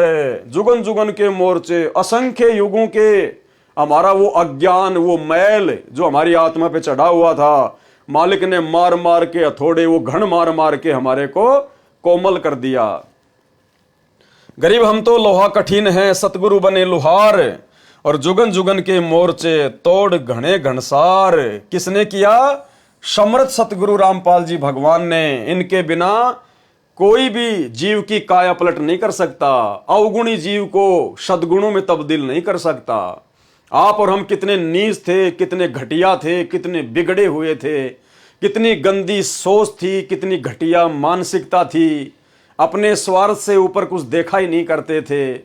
और आज देखो परमात्मा ने बिल्कुल सोना बना दिए, सोना। तो कौन कर सकता है भाई? ये केवल पारस रूपी सतगुरु कर सकता है, ये असली लोहार कर सकता है। गरीब हम तो लोहा कठिन है, सतगुरु बने लुहार, और जुगन जुगन के मोर्चे तोड़ घड़े घनसार। अन्य उदाहरण दिया है कि सतगुरु तो लोहार समान है, हम लोहा थे, यानी सतगुरु तो लोहार के समान और हम थे लोहा। लोहा भी जर युक्त, यानी बिल्कुल घटिया क्वालिटी का लोहा, जर लगा हुआ। कठिन अर्थात अहंकार से युक्त, भक्ति रहित थे। सतगुरु जी ने हमारे ऊपर सत्संग वचनों के बाण मारकर हमारा अहंकार तोड़ दिया, तथा जो युगों युगों का जन्म मरण का मोर्चा तैयार किए हुए थे वह समाप्त कर दिया, अर्थात 84 वाला सारा झंझट ही समाप्त कर दिया। वाणी, गरीब हम पशुआं जनजीव हैं, हम तो जानवर के जैसे हैं, जानवर के जैसे। और सतगुरु जात भिरंग, और सतगुरु उस कीड़े की तरह है, उस भौरे की तरह है, जो भगत को अपने संपर्क में लेकर अपने जैसा बना देता है, भिरंग भिरंग करके। और मुर्दे से जिंदा करे, पलट धरत है अंग। भक्ति का ज्ञान न होने के कारण हम तो पशु के तुल्य जीवन जी रहे थे। सतगुरु जी ने बार बार सत्संग सुनाकर अपने जैसा बना लिए। जैसे एक भृंग कीड़ा पंखों वाला अन्य बिना पंखों के कीड़े को अपनी आवाज सुना सुनाकर अपने जैसा बना लेता है। हम भक्ति मार्ग से भटके हुए थे, हम मुर्दों जैसा जीवन जी रहे थे, जीवन में कोई उत्साह नहीं था। परमात्मा ने तत्व ज्ञान सुनाकर, किसने सुनाया तत्व ज्ञान? परमात्मा ने, परमात्मा सतगुरु रामपाल जी ने। परमात्मा ने तत्व ज्ञान सुनाकर जीवन में नई चेतना भरकर जिंदा समान कर दिया, जिंदा समान। वाणी, गरीब सतगुरु शिकलीगर बने। शिकलीगर होता है जो ताले की चाबी बनाता है कुट कुट के। गरीब सतगुरु शिकलीगर बने और यो तंतेगा दे, और हमारा शरीर तो जो है वो तलवार के जैसा था। जुगन जुगन के मोर्चे और खोए ब्रह्म संदेह। शिकलीगर तालों को ताली लगाते थे, जो नई चाबी एक कील को कूट छेद कर बना देते थे। सतगुरु इसी प्रकार हम जीवों को भक्ति करने योग्य शब्द की चोट मारकर बनाते हैं। इसलिए कहा है कि सतगुरु शिकलीगर बने, और ये शरीर तेगा यानी तलवार तुल्य है। इस शरीर से भक्ति करके जन्म मरण से छुटकारा पाने का युद्ध जीतना है। सतगुरु युगों युगों का भ्रम निवारण करके सर्व शंकाओं का नाश कर देते हैं। वाणी संख्या 97। गरीब सतगुरु कंद कपूर है। कंद यानी फल और कपूर यानी अमृत जैसा। सतगुरु कंद कपूर है और हमरी तुनका दे, और हम क्या हैं? तुनके जैसे। तुनका क्या होता है? जैसे कोई लकड़ी का कोई होता है ना, वो तिनका, सूखा जो तिनका जो घास का होता है। कहते हैं हमारे सतगुरुदेव भगवान तो अमृत जैसे फल हैं, और हम जीव क्या हैं? तिनके जैसे, वो भी सूखा तिनका। स्वाति सीप का मेल है चंद चकोरा ने। सतगुरु जी तो अमृत फल तुल्य है, हमारा शरीर तो तिनके तुल्य है। जैसे स्वाति नक्षत्र की वर्षा की बूंद सीप के मुंह में गिरने से मोती बन जाता है, ऐसे सतगुरु जी ने हमारे अंतःकरण रूपी सीप में यानी हमारे हृदय में सत्य साधना रूपी स्वाति की बूंद डाली, यानी अपना तत्व ज्ञान डाला, अपना उपदेश डाला, वो मंत्र डाले। हमने परमात्मा रूपी सतगुरु में इतनी लगन लगाई। किस में लगाई? परमात्मा रूपी सतगुरु में। यानी ये स्वयं ही परमात्मा हैं जो सतगुरु का रोल कर रहे हैं। इसीलिए तो हमने इस फोटो को रिजेक्ट कर दिया, क्योंकि हमें परमात्मा रूपी सतगुरु की पहचान हो गई। हमने परमात्मा रूपी सतगुरु में इतनी लगन लगाई जैसे चकोर पक्षी चांद को देखने में लगाता है। गुरुदेव भगवान ने बताया कि एक चकोर नाम का पक्षी होता है जिसको चांद से बेहद लगाव होता है, बेहद प्रेम होता है। और वो चकोर नाम का पक्षी शाम के समय क्या करेगा? किसी ऐसे पेड़ पर बैठेगा जिसके ज्यादा टहनियां नहीं होती है, जिसके ज्यादा पत्ते नहीं होते हैं, सूखा पेड़ देखता है, ताकि मेरे और चांद के बीच में कोई डिस्टरबेंस ना हो। और जैसे चांद उगेगा एक टक उस पे नजर लगा लेगा, हटाएगा नहीं। और जैसे जैसे चांद ऊपर को आएगा वो बैठा बैठा उस पे नजर रखेगा, यूं यूं नजर रखेगा। चांद सीधा आएगा, वो चकोर पक्षी अपनी गर्दन यूं कर लेगा। चांद फिर यूं आएगा, वो पक्षी भी यूं देखेगा, यूं देखेगा। और अंत में वो पक्षी नीचे गिर जाता है चांद को देखते देखते, और वो गर्दन के बल गिरता है, उसकी गर्दन टूट जाती है। टूटी गर्दन से भी वो चांद को ही देखता रहता है। तो गरीबदास जी हमें यह समझाना चाहते हैं कि उस चकोर पक्षी के जैसे हमें भगत बनना पड़ेगा। यानी हमने अपने सतगुरु के अलावा सौपन में भी किसी अन्य देव में, महादेव में, नकली साधु संतों में, या यहां इस गंदे लोक की किसी भी चीज में, किसी भी विषय भोग की वस्तु में, यहां के किसी भी सुख में हमने बिल्कुल भी अपनी सुरती नहीं लगानी है, अपना ध्यान नहीं लगाना है। जो वस्तु आवश्यक होगी, यदि मर्यादा में रहकर भक्ति करेंगे तो गुरुजी समय आने पर हमें जरूर उपलब्ध करवाएंगे, क्योंकि वो अंतर्यामी भी है और वो समर्थ भी है, उसके घर में किसी चीज की कमी नहीं है। तो हमने हर प्रकार से इस 21 ब्रह्मांड की हर वस्तु से ध्यान हटाकर और केवल अपनी भक्ति पर लगाना है, अपने सतगुरु पर लगाना है।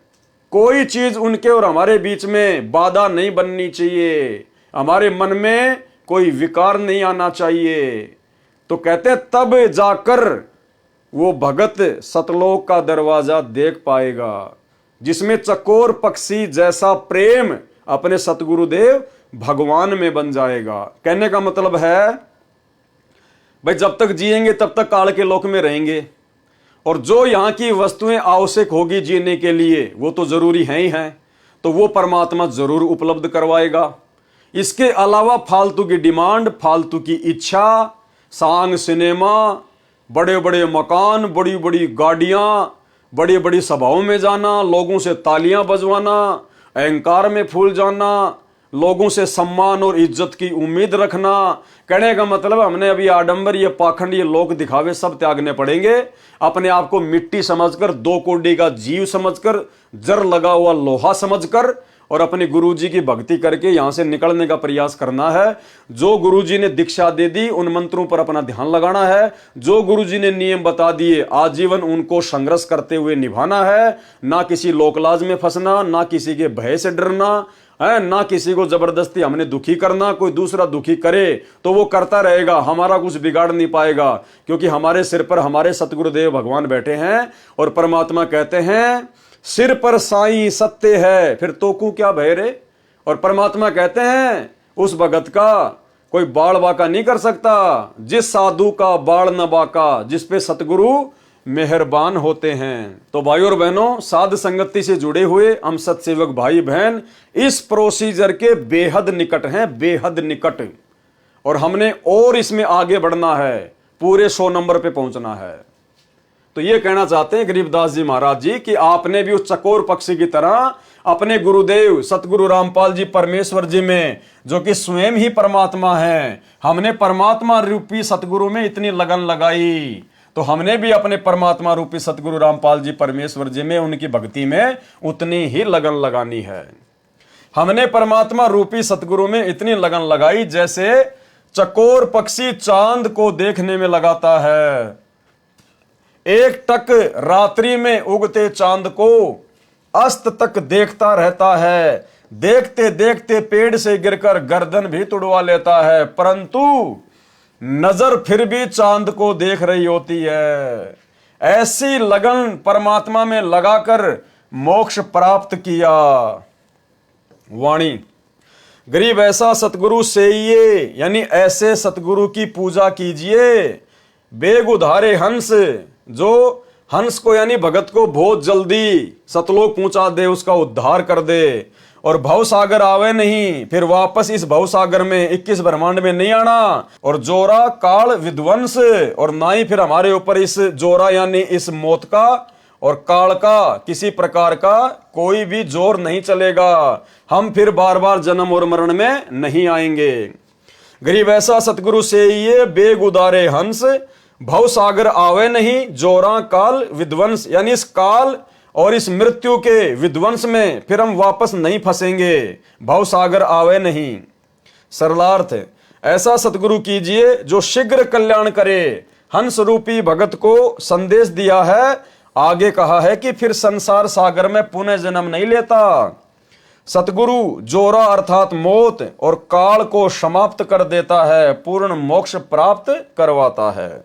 वाणी गरीब पट्टन नगरी घर करे, पट्टन नगरी यानी सतलोक, कि अब भगत ने सतलोक में अपना निवास स्थान बना लेना चाहिए, अपना घर कर लेना चाहिए सतलोक में। गरीब पट्टन नगरी घर करे, गगन मंडल गैनार, अलल पंख ज्यों संचरे, सतगुरु अधम उधार।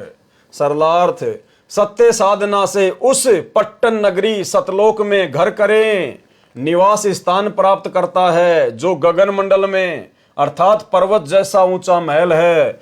उद्धार करने के लिए सतगुरु अलल पक्षी की तरह सत्यलोक से चलकर आता है। यानी सतगुरु कैसे आता है?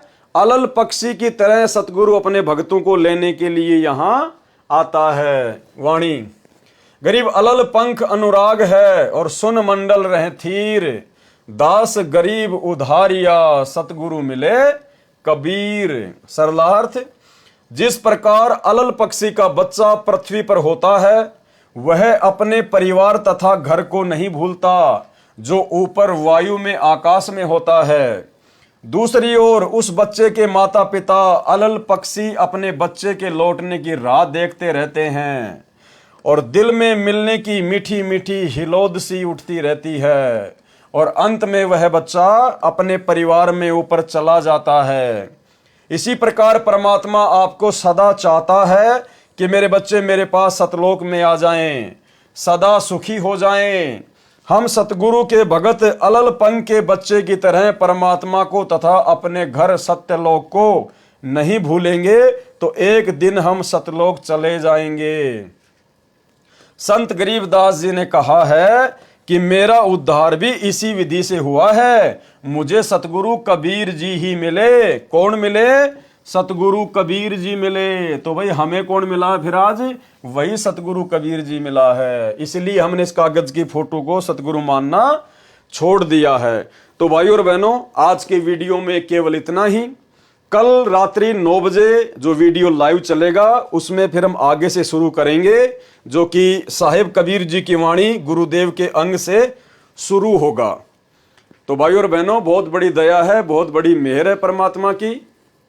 और जब तक हमारे गुरुदेव भगवान हिसार जेल से नहीं आ जाते हैं तब तक वे यही चाहते हैं कि मेरे बच्चे इसी प्रकार से अपने विश्वास को दृढ़ करके भक्ति मार्ग पर लगे रहे। उसके लिए परमात्मा ही सारी योजना तय करता है। ये परमात्मा की योजना के तहत ही ये भक्ति बोध पुस्तक का सरलार्थ किया जा रहा है। सरलार्थ के ऊपर वीडियो बनाए जा रहे हैं ताकि हम भक्तों का जी लगा रहे, हमारा मन परमात्मा के चरणों में लगा रहे। गुरुदेव भगवान चाहते हैं जब तक मैं हिसार जेल से अपना मिशन पूरा करके, अपनी लीला पूरी करके वापस नहीं आ जाता हूं, तब तक आप मेरे हीरे मोती लाल, मेरे बच्चे इसी प्रकार से मेरे सत्संगों के ऊपर, मेरी पुस्तकों के ऊपर ज्ञान चर्चा करके, साध संगति के माध्यम से अपने विश्वास को दृढ़ बनाकर भक्ति मार्ग पर लगे रहना। काल तुम्हें डगमग करने का प्रयास करेगा, क्योंकि आने वाले समय में भाई और बहनों परिस्थितियां बिगड़ेंगी और वो समय अब बहुत बेहद दिन ब दिन नजदीक आता जा रहा है। क्योंकि 2028 का समय आप सबको पता है। ज्ञान गंगा पुस्तक में नास्त्रदमस की भविष्यवाणी में स्वयं सतगुरु रामपाल जी परमेश्वर जी ने युग परिवर्तन का समय निर्धारित किया हुआ है। और उस युग परिवर्तन से पहले भाई और बहनों परमात्मा का आना भी मुश्किल है, क्योंकि उस समय से पहले दुनिया को परमात्मा की आवश्यकता ही नहीं पड़ेगी। जब परिस्थितियां बिगड़ेंगी, ये काल और दुर्गा चारों तरफ से दुनिया को घेर लेगी। क्योंकि आभास तो उनको भी हो गया कि भाई वो परमात्मा धरती पर आया हुआ है। अब वो पहचान नहीं पा रहे, ये बात अलग है, क्योंकि सतगुरु तो समर्थ है। वो तो जिसको चाहेगा उसको अपना हाथ पकड़वाएगा, अपनी पहचान करवाएगा। अब जैसे सतगुरु की शरण में आने के बाद ही वो लाखों की संगत जो सतलोक आश्रम मैनेजमेंट हरियाणा से जुड़ी हुई है, वो ही अपने भगवान को नहीं पहचान पा रही। सतगुरु को तो अपना गुरु मान रही है और कागज की फोटो को भगवान मान रही है। उन आश्रमों में इस कागज की फोटो का प्रकट दिवस मनाया जाता है। तो सतगुरु ने जिसको शरण में ले लिया, अपना भेद बता दिया। जब वो लाखों भगत ही सतगुरु को नहीं पहचान पा रहे तो काल बेचारा कहां से पहचानेगा। और परमात्मा ने जिन अपने बच्चों से अपनी पहचान करवानी थी उनको सत्संगति से जोड़ दिया। तो भाई और बहनों, समय विनाशक है, समय खतरनाक है। ये दुनिया तो देखो अपनी टांग तुड़वा कर मानेगी, और दुनिया की हम कोई गलती भी नहीं कह सकते, क्योंकि दुनिया को वो ज्ञान नहीं है जो ज्ञान गुरुजी ने आप और हमें दे दिया। तो भाई उनके जैसे संस्कार, उनके भक्ति संस्कार इतने मजबूत नहीं है कि भाई उनको परमात्मा अपनी शरण में ले सके। तो कहने का मतलब है उस 8.5 अरब की जनसंख्या वाली दुनिया से और सतगुरु रामपाल जी परमेश्वर जी ने जिन लाखों को, करोड़ों को अपनी शरण में ले लिया, उन भक्तों में से सबसे विशेष आत्माएं, सबसे अच्छी आत्माएं परमात्मा ने साध संगति से जोड़ रखी है। इस बात का हमें कोई अहंकार या कोई अभिमान नहीं होना चाहिए, बल्कि हमें खुशी होनी चाहिए। और यह बात पता होने के बाद हमने उन सबसे ज्यादा मर्यादाओं पर ध्यान देना है कि ये परमात्मा, आपने जब इतनी बड़ी दया कर दी तो मुझ नीच ने भी आपके प्रत्येक वचन पर पूरी दृढ़ता के साथ में चलना है, खरा उतरना है। जब गुरुजी ने हमारे ऊपर इतना विश्वास किया है और छांट छांट कर साथ संगति से जोड़ा है, तो हमने गुरुदेव भगवान के विश्वास को तोड़ना नहीं है। जैसे हमारे गुरुदेव हैं और जैसा गुरुदेव भगवान आप और हमें भगत बनाना चाहते हैं, विनम्र, आधीन, प्रेमी, सच्चे मुच्चे, उसी प्रकार से भाई और बहनों हमने भगत बनना चाहिए। हमने कोशिश शुरू कर देनी चाहिए। और ये मौका आप और हमारे पास केवल उस समय तक है भगत बनने का, जब तक गुरुजी हिसार जेल से लीला समाप्त करके बाहर नहीं आ जाते हैं। देखो उसके बाद तो पूरी दुनिया ही भगत नजर आएगी, ध्यान रखना। जिस प्रकार सतलोक आश्रमों में जब गुरुजी सत्संग करते थे तो सभी भगत नजर आते थे। जिसके भी गले में लॉकेट दिख जाता, सत्साई भगत जी, सत्साई भगत जी, झुक के प्रणाम करना, आदर देना, सम्मान देना, हंस के बात करना। भाई भगत क्या, ये तो बिल्कुल गजब का घोड़ा है, बिल्कुल भाई ये तो मतलब धन्ना जी बन गया। और जैसे बरवाला कांड हुआ और पता चला कि वहां साथ संगति हो रही है, वो ही भगत लेके लठ जो आश्रमों में सत्साई भगत जी, सत्साई भगत जी लेके लठ अपने भगत भाइयों को मारने आ रहा है। तो भाई और बहनों, भगतों की अभगतों की पहचान तो अब हो रही है।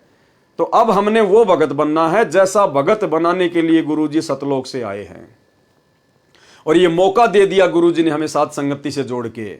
और अब भी यदि हम नहीं समझेंगे, और थोड़ा बहुत जीवन हमारा, किसी का 20 साल, किसी के 25 साल, किसी का 30 साल, इतना ही है, क्योंकि 60-70 साल की तो उम्र ही है इंसान की अब, और 30-40-50 साल के हम हो गए, और ज्यादा से ज्यादा 20-25 साल जी लेंगे, इससे ज्यादा जीवन नहीं है। चलो 100 वर्ष मान लो कि भाई मैं 100 साल जीऊंगा। पहली बात तो ज्यादा जीवन जीने की इच्छा रखने वाला महामूर्ख भगत है। ये ज्ञान लेने के बाद तो ये होना चाहिए कि परमात्मा आज ही आ जाओ और आज ही ले चलो, क्योंकि बाकी तो परमात्मा संभालेगा बच्चों को, जो पूरी दुनिया संभाल रहा है। और भगत के बच्चों को तो परमात्मा विशेष तौर पर संभालेगा, अपने हाथों में रखेगा, परमात्मा गारंटी देता है। तो उसके बाद हमारी तो परमात्मा की वाणी के अनुसार पूरी इच्छा हो जानी चाहिए कि जीवन तो थोड़ा ही भला जय सत सुमरण होए, और लाख बरस का जीवना लेख धरे न कोई।